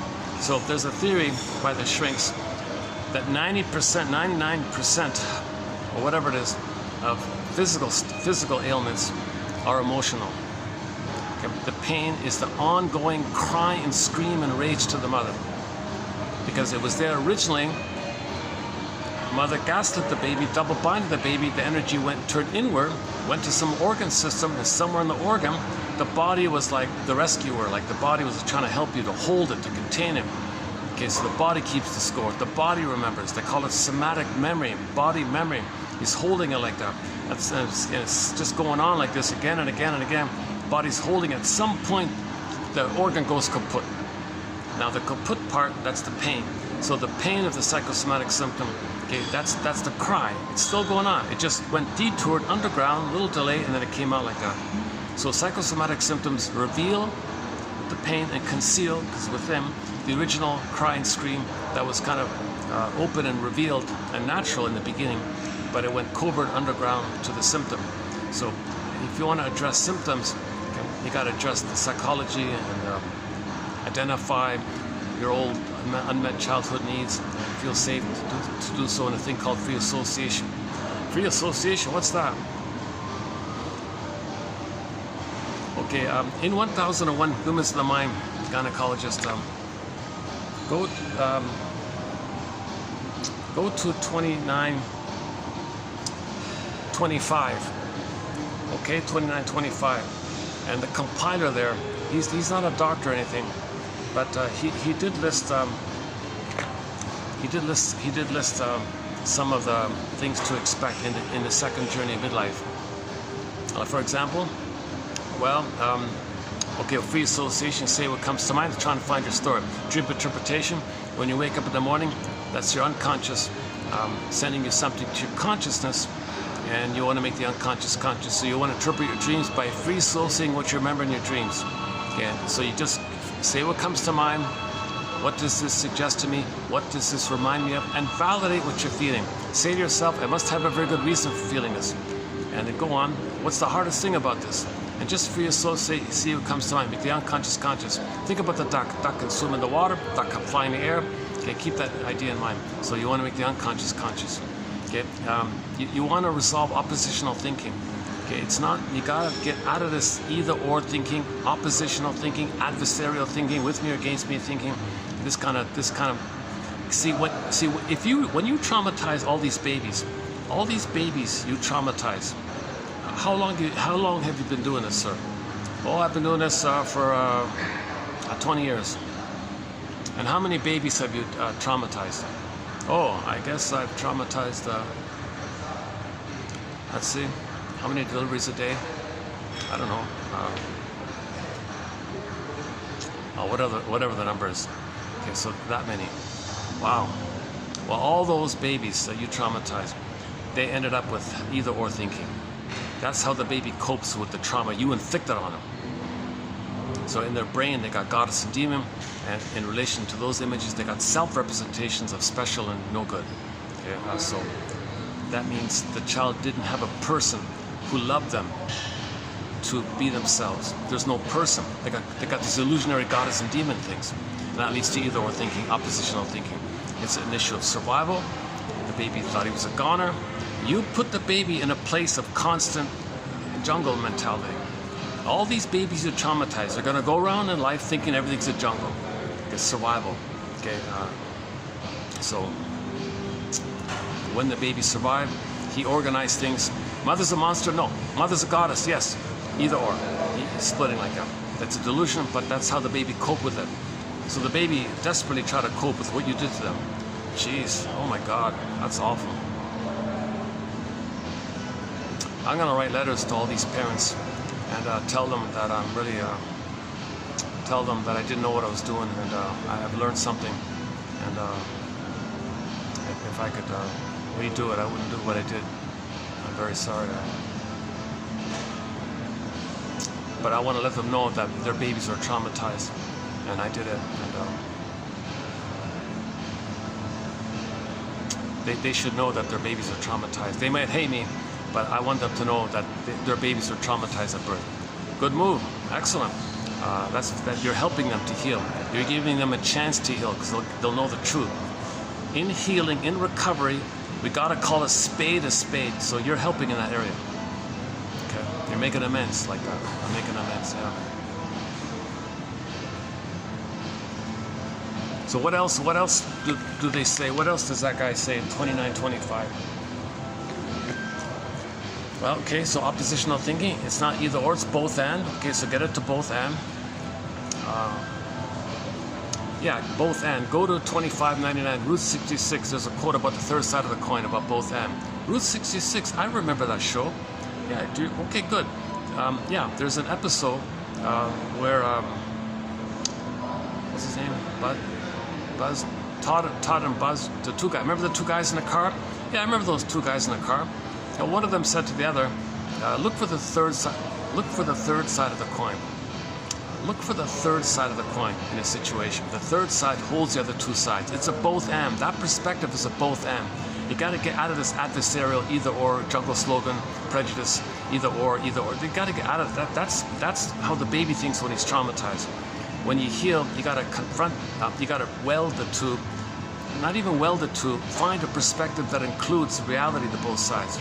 So, gynecologists, go watch the Inside Out 2 film. Oh yeah, I think my kid wants me to buy the DVD. Good, get it. Get the DVD. Inside Out 2. Watch Inside Out 2. Okay, and at the end you'll see Riley holding and embracing the opposites. She was facing the two sides of the either or. Am I guilty or am I worthy or am I kind or am I cruel? Like she was facing the opposites. They were exaggerated opposites. It's neither. It's something that includes both and it's inclusive of both and. Then she calmed down, got the scholarship, apologized to her friends, and everything was okay like that. And her health got better. Her health got better. Oh yeah, watch it for that. Yes, her health got better. When she got her beingness, her health got better. See, all these psychosomatic symptoms that your colleagues are involved in, and some of your patients, obviously, they don't have a beingness. That's pain. Okay, that's stress on the body too. It's when you feel your body thanks you for it. Okay, so resolve oppositional thinking, free association, dream interpretation, like the doc, make the unconscious conscious. Okay, okay. Now think about a mountain of seeds, a pile of seeds, and you got to distinguish and discern which seeds are edible and which seeds are not edible. Okay, what does that mean? Well, it's a metaphor. Okay, can you discern a little moment of true feeling versus the sham stuff? The sham stuff, well, sometimes you're proud and you're neurotic and you're defensive and something doesn't go your way, you might feel angry or something. Well, that's the sham stuff. But a real feeling underneath related to your unmet needs as a child, like your deeper, the true seeds come from the beingness and the false seeds come from the defensive self, the false self, the fake self, the neurotic self. So you got to distinguish the seeds like that, or distinguish between genuine memory and feeling, okay, linked like that, versus just blowing off steam, basically. Okay, so I gotta divide the C's. Face oppositional thinking, free association, dream interpretation, like the duck. Oops.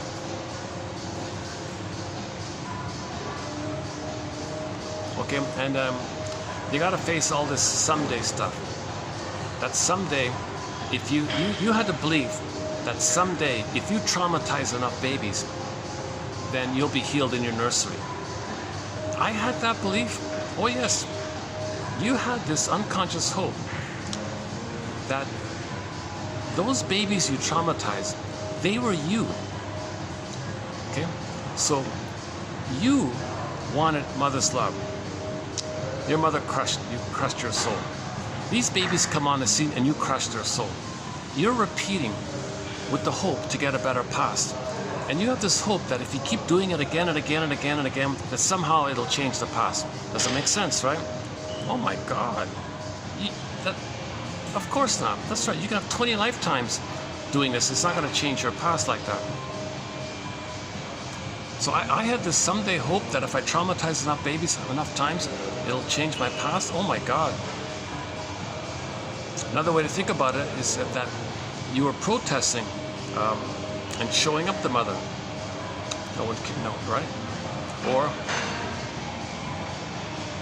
you just thought power. You just thought if you traumatize the babies, the parents will think you're amazing. Wow. And you get paid for it. You're getting supply. You're getting rewarded. And you think if you keep doing it, you keep getting rewarded, and people think you're amazing, getting paid, maybe that'll be like food. It'll be like breast milk. Doesn't make sense, right? So you got to face this unrealistic, psychotic kind of fantasies that these kind of things are going to change your past. Oh my God. Okay, what else? You got to face the doomsday. What does that mean? Well, I'm basing it on the Twilight Zone episode Saturday. Okay, the someday one, and next was the doomsday. The doomsday. What does it mean, doomsday? Well, when you were a baby and you were in pain, you thought your mother punished you, and you thought that you did something wrong, so you felt guilty. Now, in German, guilt and debt is the same word, called Schuld. So you always felt this due debt to your mother, this guilt, due debt, and it's timeless like that. So you always like do like that.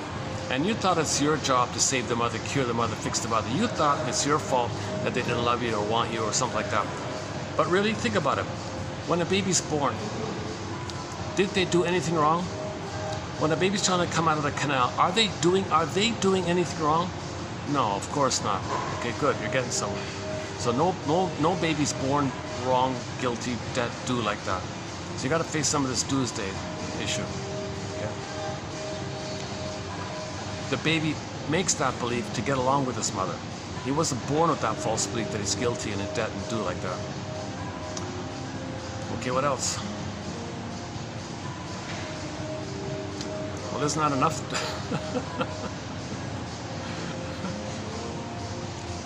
Well, if you're really asking for the next one, you got to get your parents' story.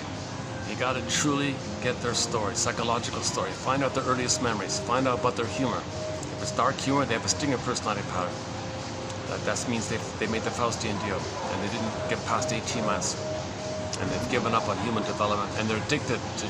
And so, find out if your parents are addicted to greed, envy, shame, spite, and all this. Are they grievance collectors, injustice collectors? This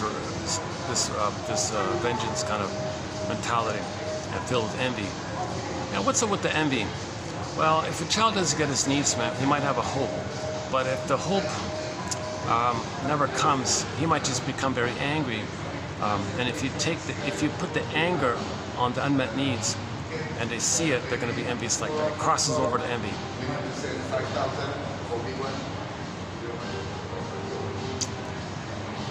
Okay, so gynecologists, there's personality patterns before 18 months and personality patterns post 18 months. Stingers and the clingers. You got to find out which one your parents are in. Okay, that's a key one there. Next, find out about their humor. If it's dark, bitter humor, that's the first one. If it's more playful, not at anybody's expense humor, just delightful kind of everyone's better off humor, then they might be the clingers. If the parents have this dark humor and prejudice, put down humor and shadow photo, okay, that's the stinger personality. So at least know the developmental place of your parents. Then find out what role did your parents play in their family systems. What role did they play? Find out which parent was scapegoated in their family system. Find out their earliest memories that can bring up sort of a theme in their lives. Get their story.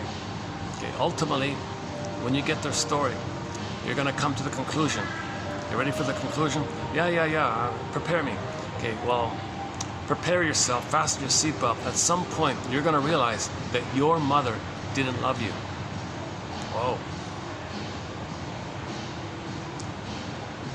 Maybe just intellectual, and you may shut down at the thought, and you may go numb at the thought, but when you feel safe with somebody and you get there, you might feel it, because you want the emotional knowing. You need the emotional knowing. You got to link memory and feeling. They got to go together. You got to ask yourself, why didn't my mother love me? Why didn't my mother love me? She was impaired. She didn't have the psychic structure. She would have if she could have, but she couldn't, so she didn't.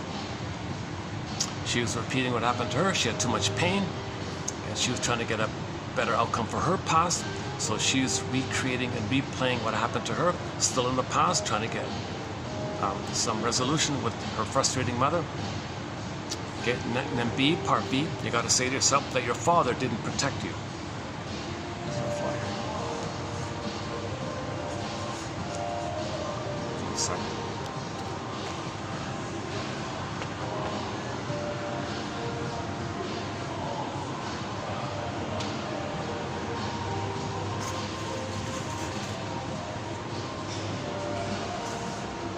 Let me just take a 1 minute stretch here.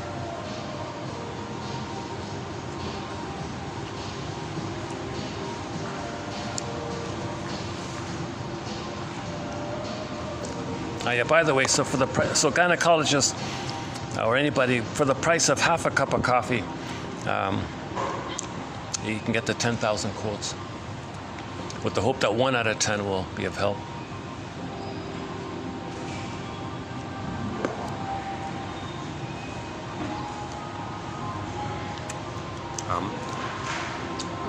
By the way, about the someday one, you know, you also got to face this someday thing, this someday hope that something symbolic of mother can be actual mother. Like there's an ice cream machine over there, right? I don't know if it works or not. Yeah, sure, why not? Why doesn't it work? Okay, so you may think that someday something symbolic of mother will be actual mother. You got to give up that hope. Okay, so back to getting your parents a story, identifying the role they played in their family system. Were they scapegoated? Were they supposed to be a star so the parents can feel seen because they want supply? Were they the mascot to blow off steam for everybody? Find out the earliest memories. Were they smokers?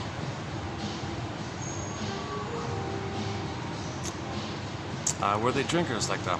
So get the story. The conclusion will be your mother didn't love you and your father didn't protect you.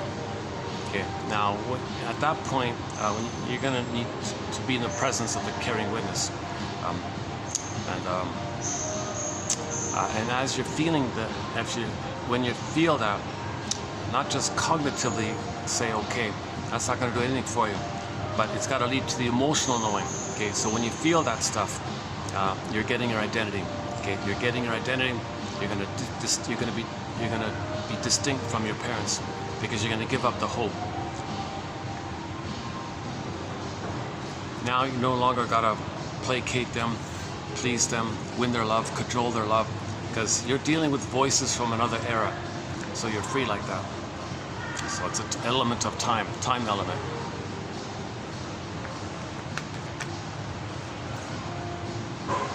Another book gynecologist I recommend is go to iuniverse.com, type in Unloved Again. For the price of another cup of coffee, you can afford 2 coffees, right? Can't you? Of course I can. Okay, good. So 1 coffee for the 1001, and another coffee for Unloved Again by Elan Golem. It's a self-published book. It's a sequel to her original book called Trapped in the Mirror about narcissism. And her follow-up book is excellent, and I highly read and you'll get an appreciation of the construct theory, frozen child, freezing parent constructs. And there's no adult mind, there's no arc, there's no adult mind because you're swimming in the past, frozen child. So you want to build the arc. So that book will also help you to build the arc, Noah's Ark, to meaning the adult mind, the ego mind, okay, the adult mind, so you can flow like that. And then, or in 1001, Women's of the Mind, go to 2901 to 14. The speaker there, he posted 140 quotes from those two books, the best quotes from those two books. What was that again? Yeah, 2901 to 14, Elan Golem. You'll find the best quotes from those two books there.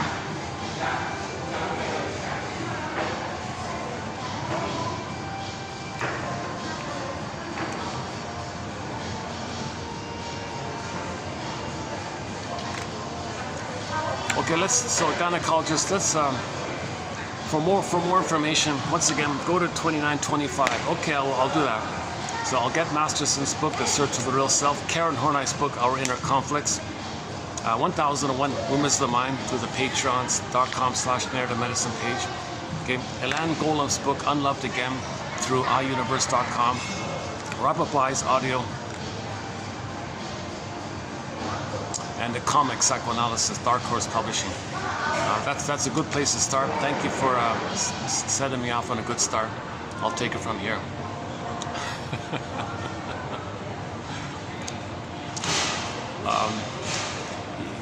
Maybe he has a cabin in the woods.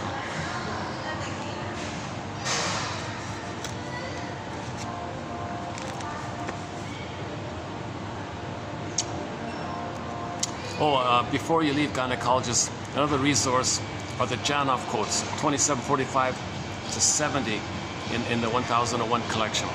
Okay, what's that again? Let me get my pen. 2745 to 70. 2745 to 70. That's it. Yeah, 26 video run. 300 quotes on Arthur Janov. Excellent quotes there. That's a good kind of. It's also a good, solid, clear psychoanalysis kind of a presentation. Yeah. Okay. Good. Thanks. I'll do that. I'm gonna be in the woods for a while. I'm gonna read this stuff. Yeah. You know, when you read this stuff, okay, be easy on yourself. When feelings come up, okay, accept them. Say to yourself, there you are. Treat them like a guest in a house. How do you treat the guests who come to your house? Well, of course, we welcome them. We want them to be welcome. We fluff up the pillows for them. Okay, well, do that for your feelings. That's your inner child. Fluff up the pillows for your inner child and let them be comfortable and say, there you are, welcome. Okay, read the poem Guest House or something. Is that right? The Guest House, about your feelings? And stay with them and say to yourself, welcome, I'm glad you're here. This is what I tried to feel before, now I'm trying to feel it. Okay, do what Tina Gilbertson calls constructive allowing. Constructively allow, okay, allow those feelings. Let it just be present for them, and as best you can, kind of thing. And say, and just don't distract yourself. Just try to stay with it, kind of thing. And maybe sometimes it might wave through. And if you freak out, that's okay. It'll come back. Just so you might want to include some kind of yoga or Tai Chi or Qigong or mindfulness practice, meditation. Yeah, I heard about all that mindfulness stuff. You mean that's about helping to stay with ourselves when a feeling comes up? I think so. I'm not sure myself. Okay, I'll look into it.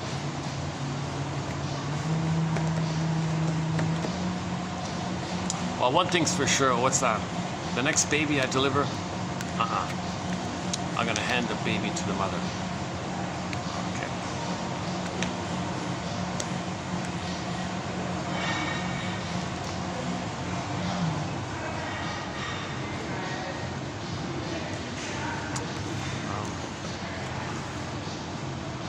Okay, that's the first time I've tried to do my introduction in sort of in that format between the father and the gynecologist. Let's see if we can update it in a future video. So that was just my first take. It'll be updated. So yesterday, yeah, we talked about the Twilight Zone Gabe story. Sometimes you can grab the pen from the poet and write your own story. So we've been talking about the Twilight Zone for the past month. My favorite is Wong's Lost and Found Emporium. Great show. Like in midlife, you want to admit that you lost your beingness, you want to find it again. So Lost and Found Emporium is kind of like the midlife audit phase, period of life. This metaphysical emporium. So at the phase of life where you're trying to get back your beingness. So when you get back your beingness, the pin pops out and your beingness comes back, you're good. Okay, so, but we don't control the firebird. We don't control the phoenix. Okay. We just show Baba Yaga, okay, the voice that says we're beyond oppositional thinking, adversarial thinking, evil thinking. Okay, we weave a basket with the knowledge of finding our story. Okay, and then we separate the seeds. Okay, get over this someday stuff. Okay, update this unconscious guilt stuff. We're not guilty. No baby's guilty. Okay, and then that kind of work kind of sets it up that we can have an ego, an adult mind that can hold the tension of the opposite, she says. So when that's there, the phoenix will come, the pin pops out, you're good like that.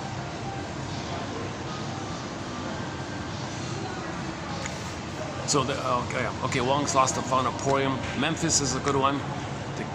The key to your future. I missed the gynecology. We should bring him back. Keep the dialogue going. Memphis says the key to your future. Oh, hang on, I can catch him. Hey, a gynecologist. Wait, one last thing. Oh yes, he comes back. Oh, I'm all ears. So what is it? Watch the Twilight Zone show. Okay. Now, not all the episodes are good, but I would watch the Twilight Zone episodes, and you'll find roughly 1 out of 10. Kind of like how 1 out of 10 quotes here are helpful. Kind of like those episodes, 1 out of 10 will be psychologically minded. Okay. If you get discouraged, go over to Wong's Lost and Found Emporium, Memphis, and Gabe's story. Start with those 3. Maybe just start with those 3. Or just watch them, whatever. Okay.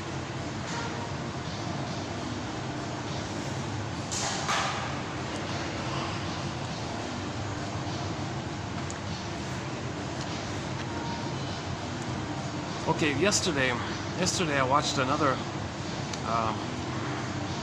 I was looking for another Twilight Zone episode, but I accidentally came across sort of a very similar kind of show called Outer Limits.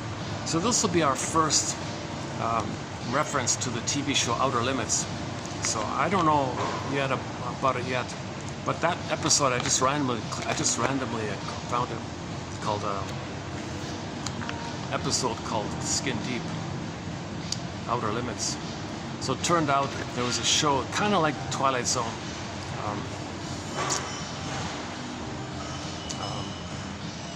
So little mini self-contained plays. Each episode's different like that. A little bit of an opening narration and a closing narration. Now the Twilight Zone, they're more clear about it. They're way more generous about it. Outer Limits just gives you more of the dramatic story, a little more emotional or a little more scary stuff. It's just more like, I don't know yet about that show, but the one episode I saw wasn't too bad.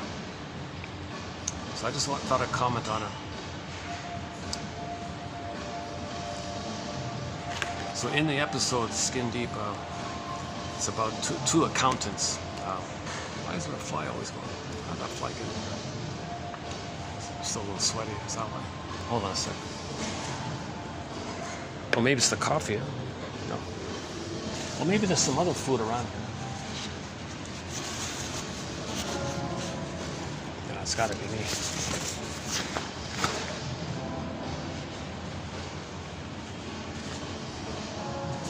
Here's my other bag, yeah. Another nice little bag. Yeah.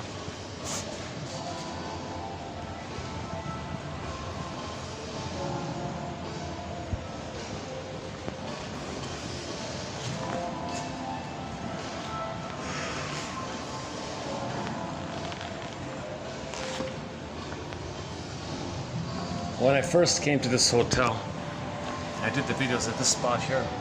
The manager kicked me.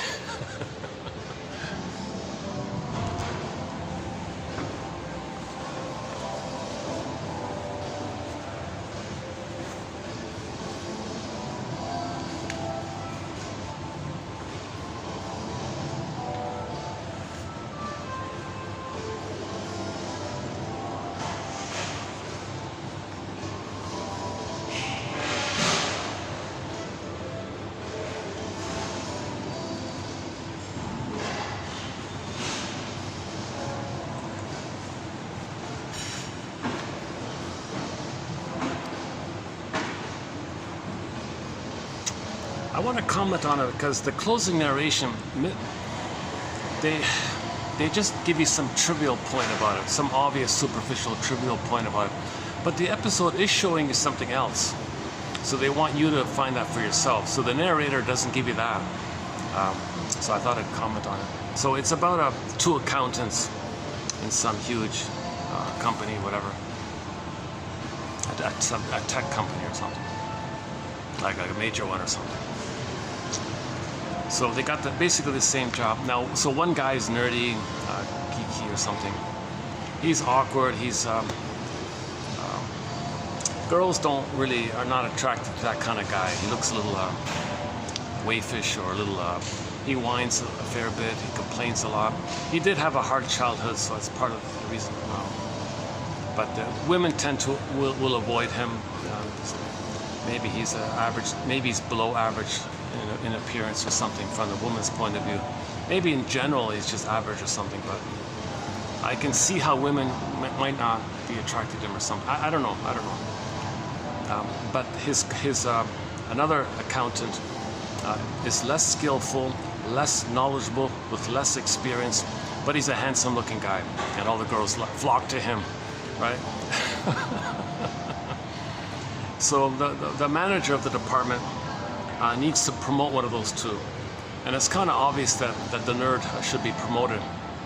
But he promoted it to the handsome guy. And the nerd confronted the boss. Why'd you give it to him to not me? Not me. I can't see your face. He's going to be closer to me and I'm going to see him regularly. I'd rather I just can't do it. Even though you know the stuff, you know them, you're way more qualified. I just can't look at you. So, okay. Okay, so this is a science fiction fantasy stuff. So it turned out that the geek is able to morph his appearance to the handsome guy. He's still the geek, but using a trick, he can make his appearance look and sound just like the handsome guy. So the geek was going around like the handsome guy, and the real handsome guy had to went out of town or something for a while. But when the real handsome guy came back, the geek turned out he was really filled with rage at spending his whole life being rejected and passed over. So he was violent and murdered the handsome guy and took his place, in effect, right? So he wanted to like fully take his place, kind of thing.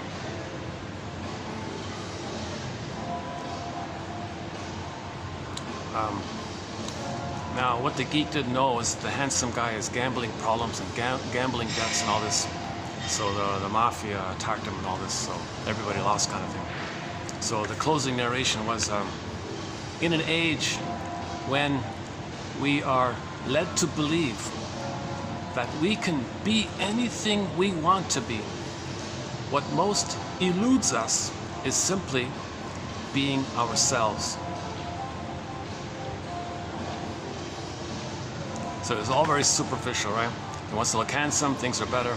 Looks ugly, doesn't get a job, doesn't get a girlfriend, things like that. But what's missing? What's missing in the what they showed you, but they don't say in the narration, is that the handsome guy looks like a shallow kind of, simple, shallow kind of guy like that.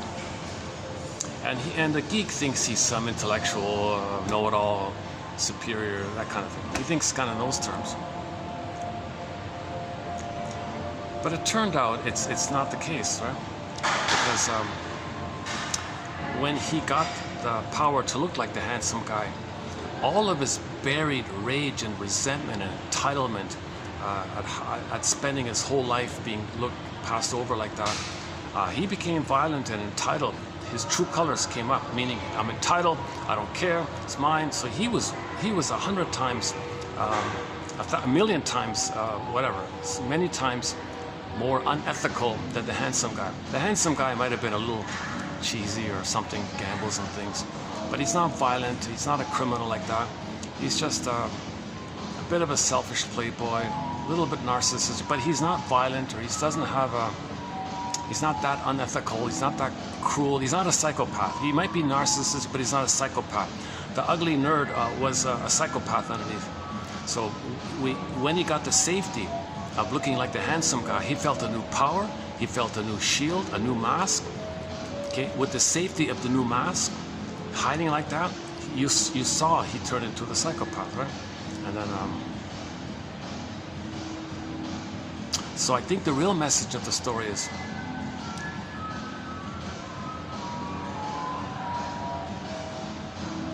that the geek who had an unfortunate childhood and all that,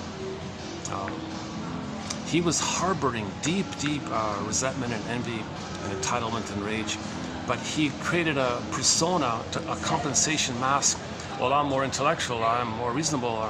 Now look at this shallow, handsome guy. He's just a Chad. Oh, his name was Chad. Oh my God, they even gave him a name like that, Chad or Brad or one of those kind of names. Right? Oh, he's just a yeah, Chad. He's just a shallow, cold. But look at me. I'm more intellectual and knowledgeable. I'm more ethical and all this. So he compensated with that false attitude about himself. But skin deep, he was the criminal. He was the psychopath, and Chad was just your cookie cutter, dumb football player or something like that, or whatever. Wow, you know what I mean. You know what I'm getting at, right?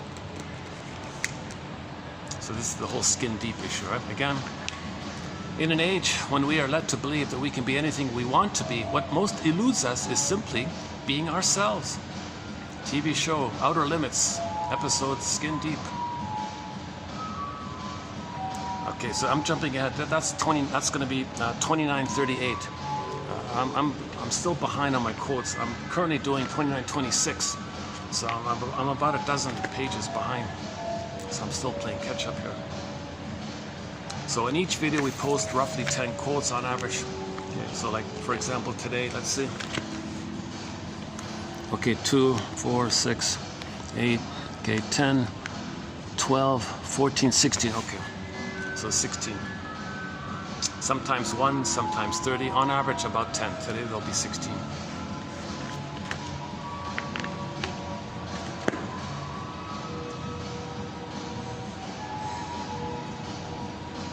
So that thing about envy, see, he had childhood unmet needs, and he was filled with anger. So that's all the envy about Chad. He was very envious of Chad and very entitled to get the benefits he had. So the turnaround was he didn't know that Chad was a gambler with gambling debts and all that.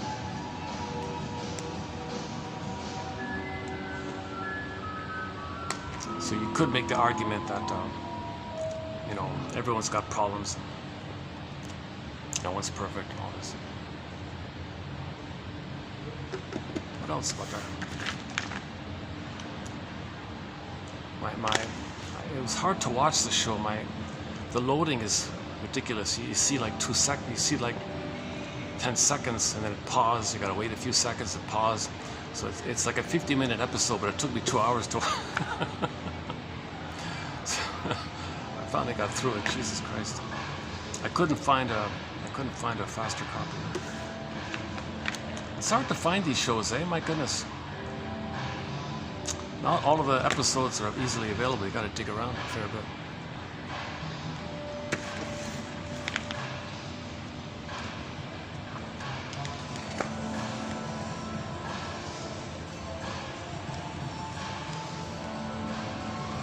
I guess that's about it, right? That's the basic message. So the superficial message was, well, we're always focusing on appearances and appearances. Let's look inwardly, skin deep. Let's look inside. Nobody's looking inside. Everybody loses. But I think what they were showing was this other issue. This other issue. You thought Chad was a superficial character, and the nerdy geek guy maybe had some intellectual side to him. Not at all. Not at all.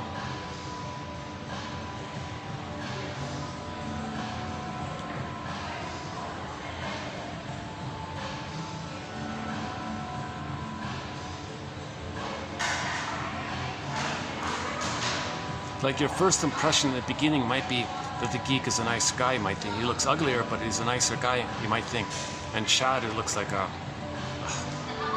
I don't know, very, very limited range of interests, very simple desires like that. But it turns out Chad was more ethical and more ethical than the other one. So again, skin deep, you gotta look skin deep.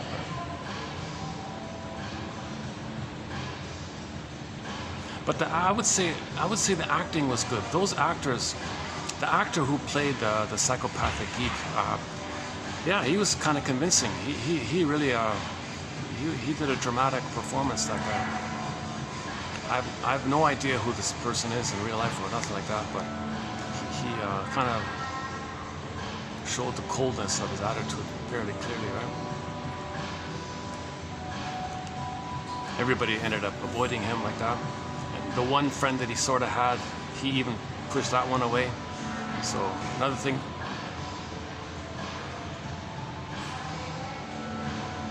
You see, the geek was whining a lot, right? Whining. Okay, no one likes that, right? That's the false seed. Remember the seeds? You got to separate the real seeds from the fake seeds. He's caught in the fake seeds, blowing off steam, whining. That's the defensive stuff. And no, mother didn't love me, and whining like, okay. So he's got to look deeper in the real seeds and feel that his mother didn't love him. Okay, not just do this defensive thing, where he's protesting his mother didn't love him. He's got to feel that really his mother didn't love him. So what he was doing was a camouflage over the under thing. So that's why no one knows how to do that. No one knows how to address that. So people feel the stress about it and ignore them, right?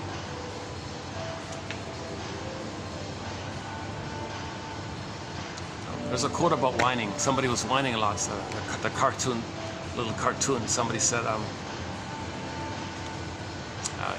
after hearing the person doing lots of whining, somebody approached him and said, "Would you like some cheese with your wine?"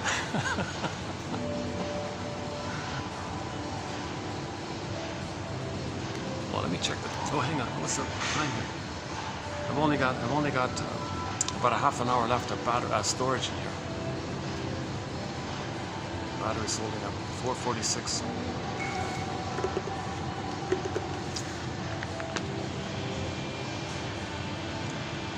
I want to do a quick quote on repetition compulsion. I just found it before coming out by David Solani, very good author. He's got 2 books, Fairbairn's Object Relations Theory and the illusion one, something illusion, love illusion or something.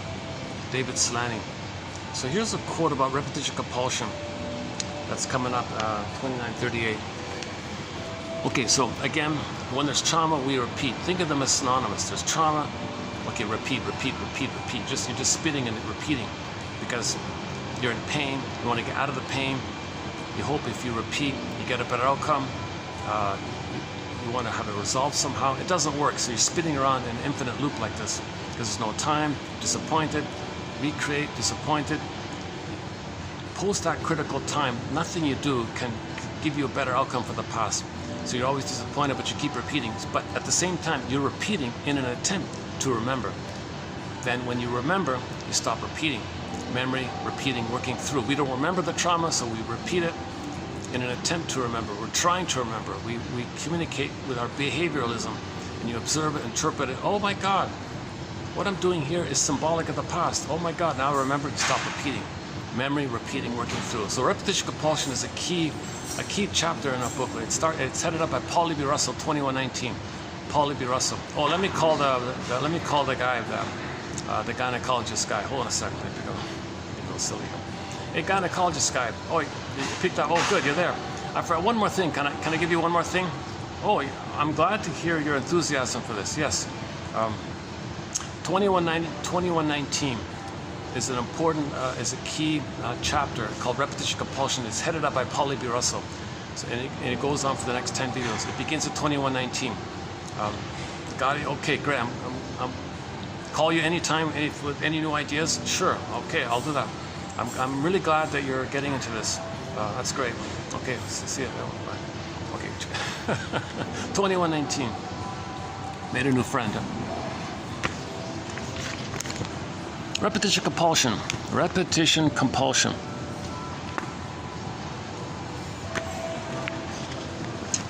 The observation that humans paradoxically relive and recreate painful situations from their childhood in their adult relationships. Yeah, the self-help author, Amy Bear, in an interview, little interview with somebody, because of the pain we're feeling, we recreate our childhood situation in our present because of the pain we're still feeling. So we recreate in the present our childhood because of the pain we're feeling. Okay, in the Greenberg film, Shrink said to the guy, you have trouble living in the present. So you're lingering in the past, dwelling in the past, because you feel like you never really lived it. Okay, you didn't get your needs met, you didn't live it, you're stuck there, and you can't enjoy the present. Okay, at the Heck Ramsey show, starring Richard Boone, he's an older guy, he's older in that episode.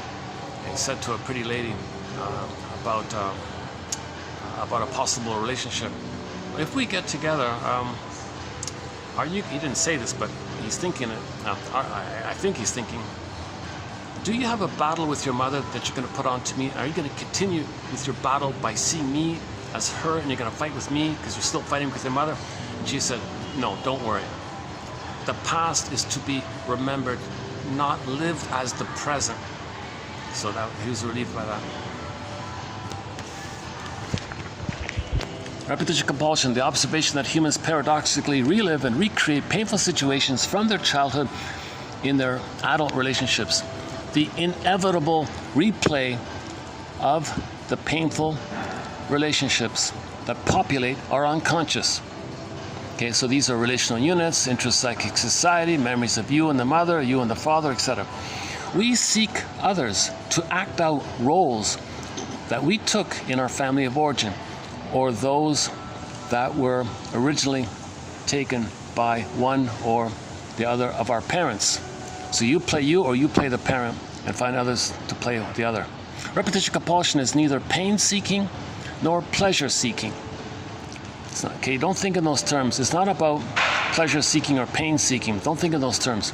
But rather, a recreation of our original family that has become the internal template of human relations that we have not been able to escape. We recreate the only relational world that we have ever known. It's familiar, okay? Familial and liar. We only know this, it's familiar. One that is often biased toward frustration, longing, anger, despair, etc. The greatest irony of a childhood fraught with rejection and frustration is that when the child grows up, he or she tends to recreate similar rejecting and negative situations in his or her intimate adult relationships, assuming the individual even manages to separate from the family of, okay, that's, never mind. It is the most paradoxical result of a poor developmental history. Okay, it is the most paradoxical result of a poor, see, he means like you think you don't want to do it anymore. Came from a dysfunctional home, you think, no way I'm going to have that in the present.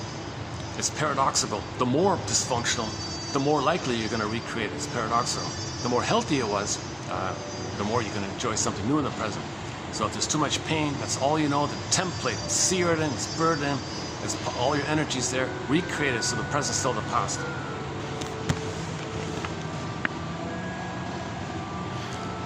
the recreation of the original family pattern in quote new. That's okay, put that in quotes, right? The recreation of the original family pattern in quote new relationships is a way of remaining attached to the original family in a new location with new actors in old roles. And this common psychological event is formally called repetition compulsion. Same script, different cast, sings Whitney Houston and someone else. Healthy solutions are out of reach. Healthy solutions are out of the reach of adults who were reared in unloving families, because these families were not supportive enough to allow their children to develop new and healthy identities. Okay, so you got this emptiness within. You don't have a ground to stand on to have something healthy. You got this chasm, so you want to get out of this chasm. So recreate something where you get your beingness, because you don't want to be in the chasm all the time. So there's a pain like that. To do something healthy, you feel like it would feel like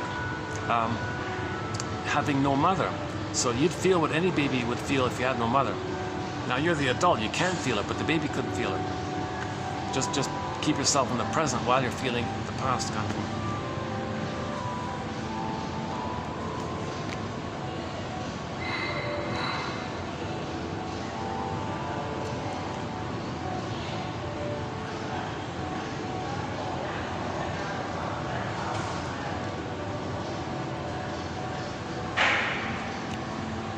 Oh, society as a whole is unable to deal with the grief process.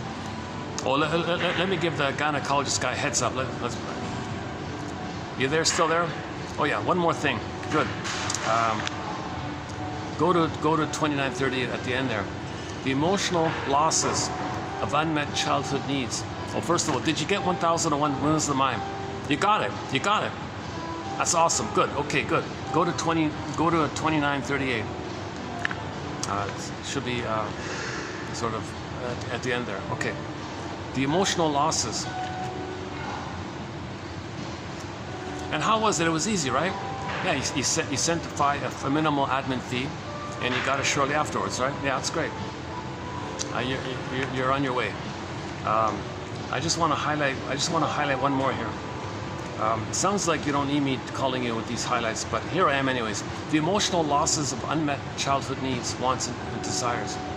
Okay, so you're going to be facing, in your free association, you're going to be naming and admitting your unmet childhood needs, and the feelings are going to come from that. So in that process. So, we grew up in dysfunctional families, right? So we have not been taught the skills needed to deal with loss. No one taught us that we need to mourn the loving mother that should have been there. No one taught us how to do that. No one taught us about grief circles, how to sit in a circle and make I statements and have some kind of ritual, just some kind of safe.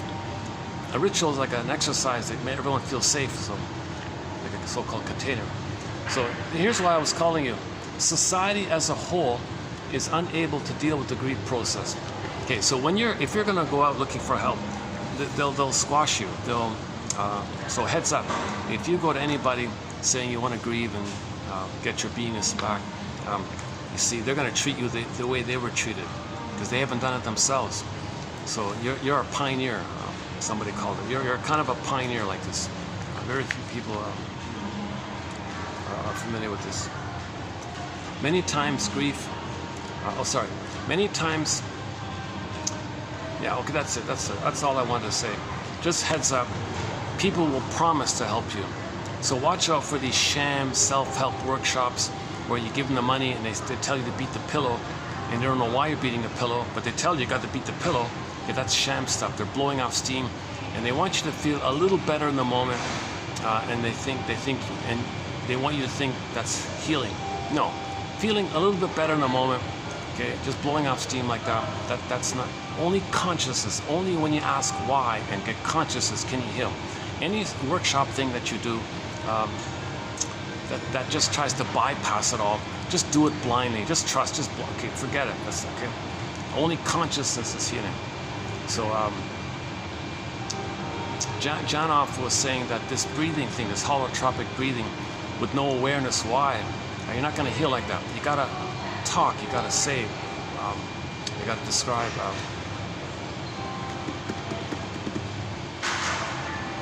Okay, that's all I wanted to add. Okay, see you there. Okay, take care of that. I'm so glad he's very keen on this path, so that's good. That's great.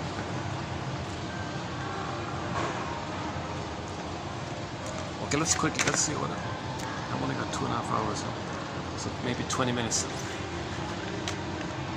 Okay, now, so these ones, it's a lighter load actually, 29, 26. So maybe we can do it all in one.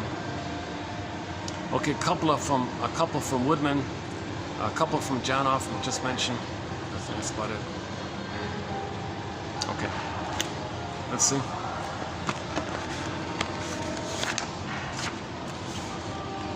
Let me go backwards here. All right. What is love? For most of mankind, it has been a sweet mystery whose presence was a miracle, whose absence was a disaster. For philosophers, either madness or the only road to salvation. And I couldn't continue because I don't have a subscription to this journal. I just saw the abstract part. A lot of quotes come from abstracts. It costs a fortune to get these journals.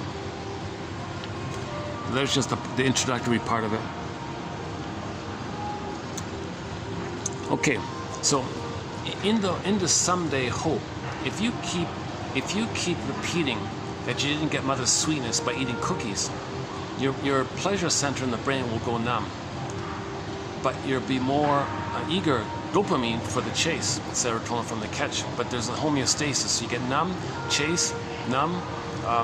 So he puts it this way. Repeated overstimulation of the brain's reward circuit numbs the response in the brain's pleasure center.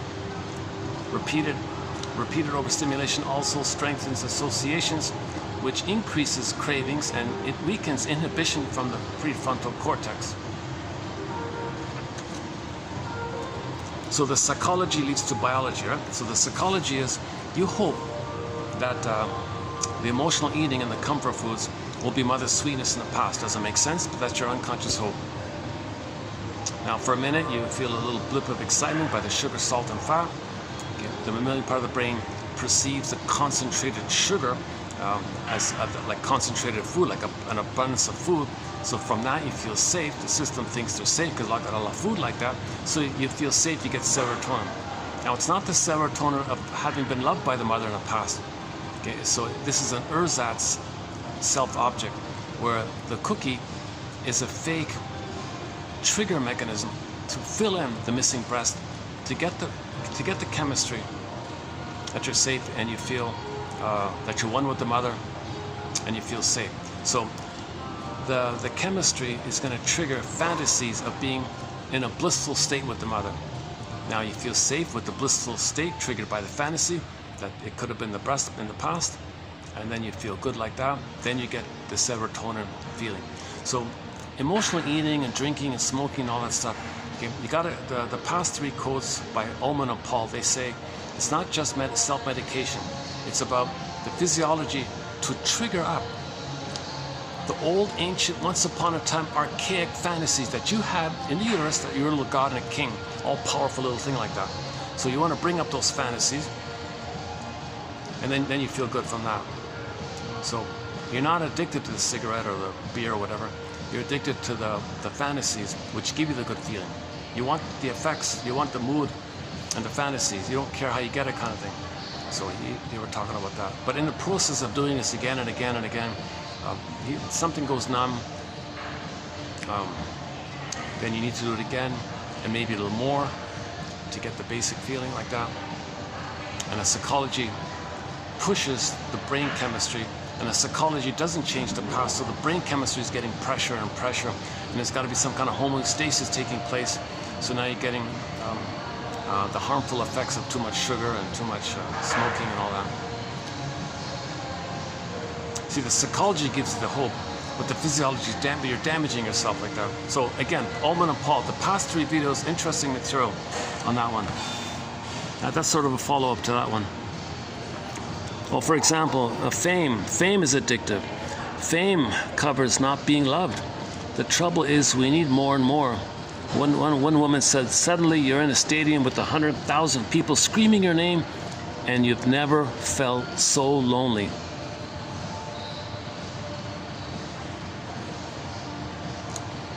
So past the critical time, no matter what you get, it doesn't translate to what was needed back in the nursery time. So she has 100,000 people. You're amazing. We see you. You're the center. You're great. You're great. We accept you. We love you. All this stuff. Nothing. She's lonely, empty, miserable, depressed. Oh, you're 1,000 people cheering. You're great. You're great. It doesn't work. Okay. Past that critical time, when the imprints are set in, no matter what you get afterwards. Okay, she can go day after day, night after night, stadium after stadium with 100,000 people cheering. She can still feel depressed and lonely inside. It doesn't change the wiring past that critical time. So another example we had was the professor guy. The mother never listened to him. The father never listened to him. He ended up becoming a professor. He spent, 50 years giving lectures. And in these lecture halls, he had hundreds of people in these massive halls. They're all listening to him very carefully, taking notes. Okay, class after class, semester after semester, year, decade after decade. All these students listening, making notes, copious notes, listening. He said when he was retired, I don't know what it is, I feel like no one's ever heard me. I never feel heard. No one's ever heard me. No one ever listened to me. He had 60 years of admiring students, listening carefully, making notes like this, and he still felt unheard. So if you were unheard as a baby, nothing you get afterwards. Okay, everyone knows, everyone quotes Miss Monroe there. She got all the men sent her flowers and admiration and affection and money and gifts and candy. It doesn't work. She still felt unloved.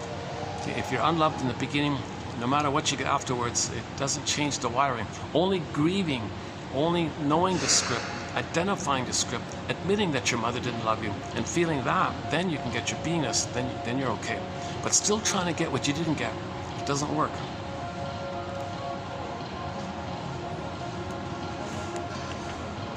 We must mount a campaign against smoking and drinking while pregnant.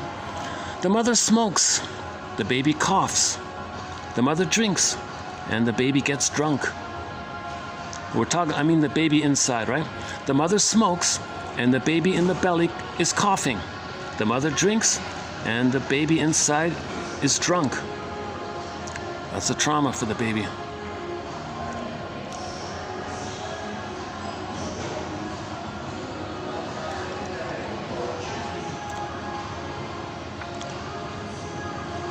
Okay, I want to some little experiment here. Rats who were able to self-administer painkillers by pressing a lever didn't do so when given oxytocin, i.e., a mother's love can prevent addiction. So most people agree that if there's any kind of addictive behavior, addictive substances, addictive doing, whatever it is, it's because of the trauma. Because of the trauma. If the baby's not traumatized, it's unlikely he'll be addicted to something. Okay, so the experiment was the rat was traumatized, and he was addicted to the painkiller. Then they injected oxytocin into him. Okay, then he calmed down. So it's a similar idea with people.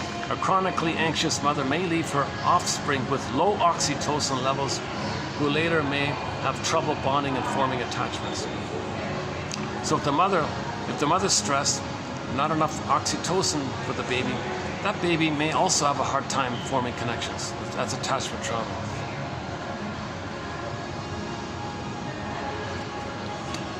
Okay, these two guys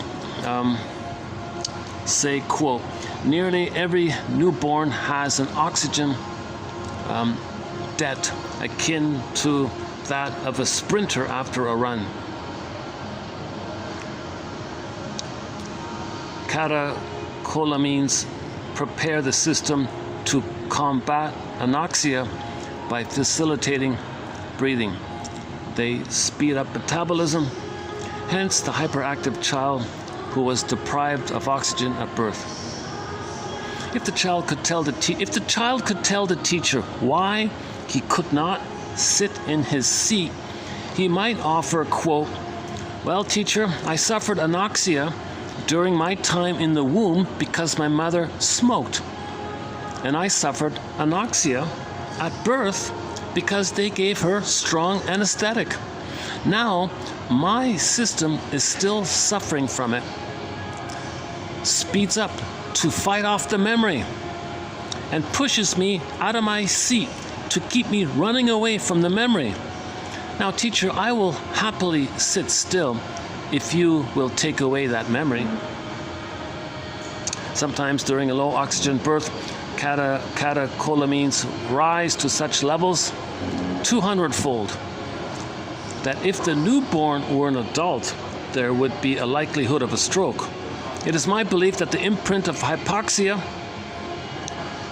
in humans may be one important contributing factor to later cerebral strokes. If we understand that at the age of 60, the memory of low oxygen is still there, still in force, then the reactions of the infant may indeed become the reactions of the 6-year-old, of the 60-year-old.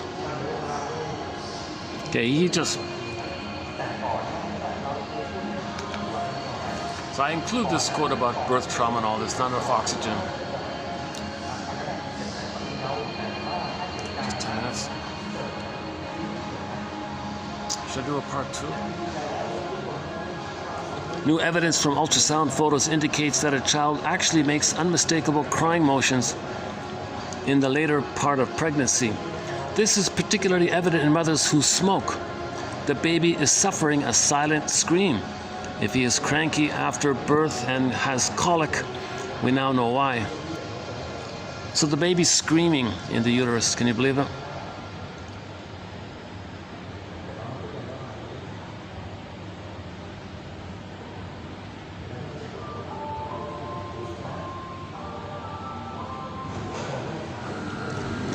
When the female therapist is the object of love from the male client, she may represent at different times a varying mixture of the desired mother, either like post 18 months mother or pre 18 months mother, but also for the longed for father from the negative relationship with the mother.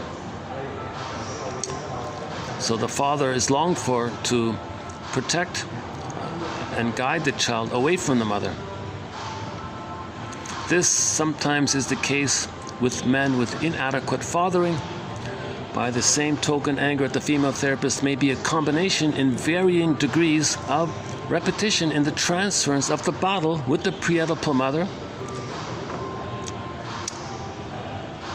defense against attachment, as well as the battle with the father and anger at the non-supportive father as well. The female therapist standing for the father as well.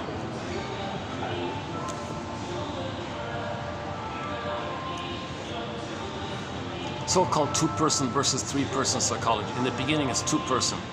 He needs enough needs met to then be able to separate from the mother and link up with the father and go forward, kind of thing. So some people are kind of stuck either where they didn't get enough love with the mother to even think about separating from her. They're still trying to get enough love to begin with.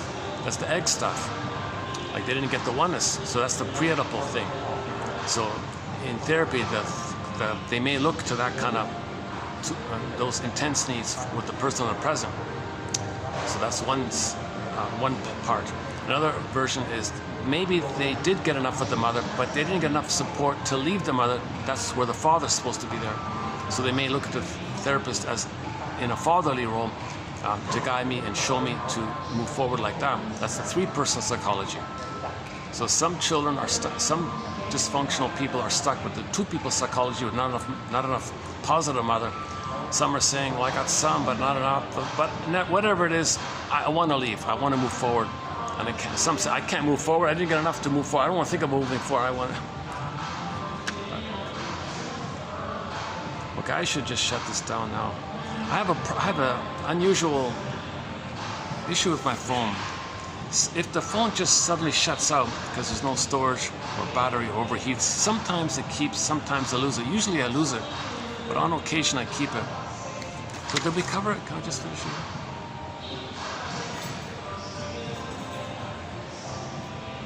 Oh, new territory. Yeah, so when you're healing, it's kind of like new territory.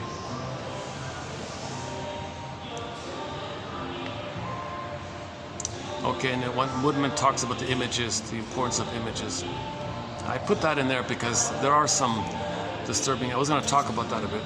Some of the disturbing images out there. So we need positive images. So that we need positive images. Like we need cherry blossoms and bluebirds. We need positive images. But in the plunder and pillage system, they don't want to do that. Okay, I think I'll just leave it there. So I'll just leave it there. Okay, your mission, should you choose to accept it, is to pick one and free associate, make a note with it, email it to yourself, do something with it, 10 minutes a day, gentle awakenings, quiet awakenings. If the freezing parent construct attacks you, say back off, you're a voice, shadow voice from another area, build the adult mind. Self-activation triggers the rejecting voice. So put it back like that and build your ego. Build the Noah's Ark kind of thing, the adult mind, the ego. Because you'll be flooded if the past flares up. So if you're like the helpless child one, okay, you're flooded. If you're the freezing parent one, you're kind of flooded like that. So you want to maintain that adult ego. So when you're healing, that's building the adult ego. But as you do it, you're going to bring up memories of the mother saying to you, oh, you're going to be yourself? You're going to be autonomous? With me or against me, baby? Okay, so the mother's a real bully like that, right? A back off bully voice. And this voice is an echo, shadow voice of the actual bully from way back in another era. So you don't got to worry about it now. That's Alan Golem's main message in that book I mentioned earlier, Unloved Again. I Universe, just the letter I, Universe, written together as one word.com. Very good book, highly recommend. 221, yeah. Okay, let's have enough time to think about a song. So let's close up with the theme song. Our theme song to 1001 Windmills of the Mind is Katja Epstein's German pop singer, German singer named Katja Epstein. She does a cover of Windmills of the Mind, the song Windmills of the Mind. She does an excellent cover. It begins with the bass tubas. Great song. It's our theme song. So let's close up with our theme song here. Let's press the play button. Bass tubas. Thanks very much. I'll see you in 27 for the love of narrative medicine. See you next time.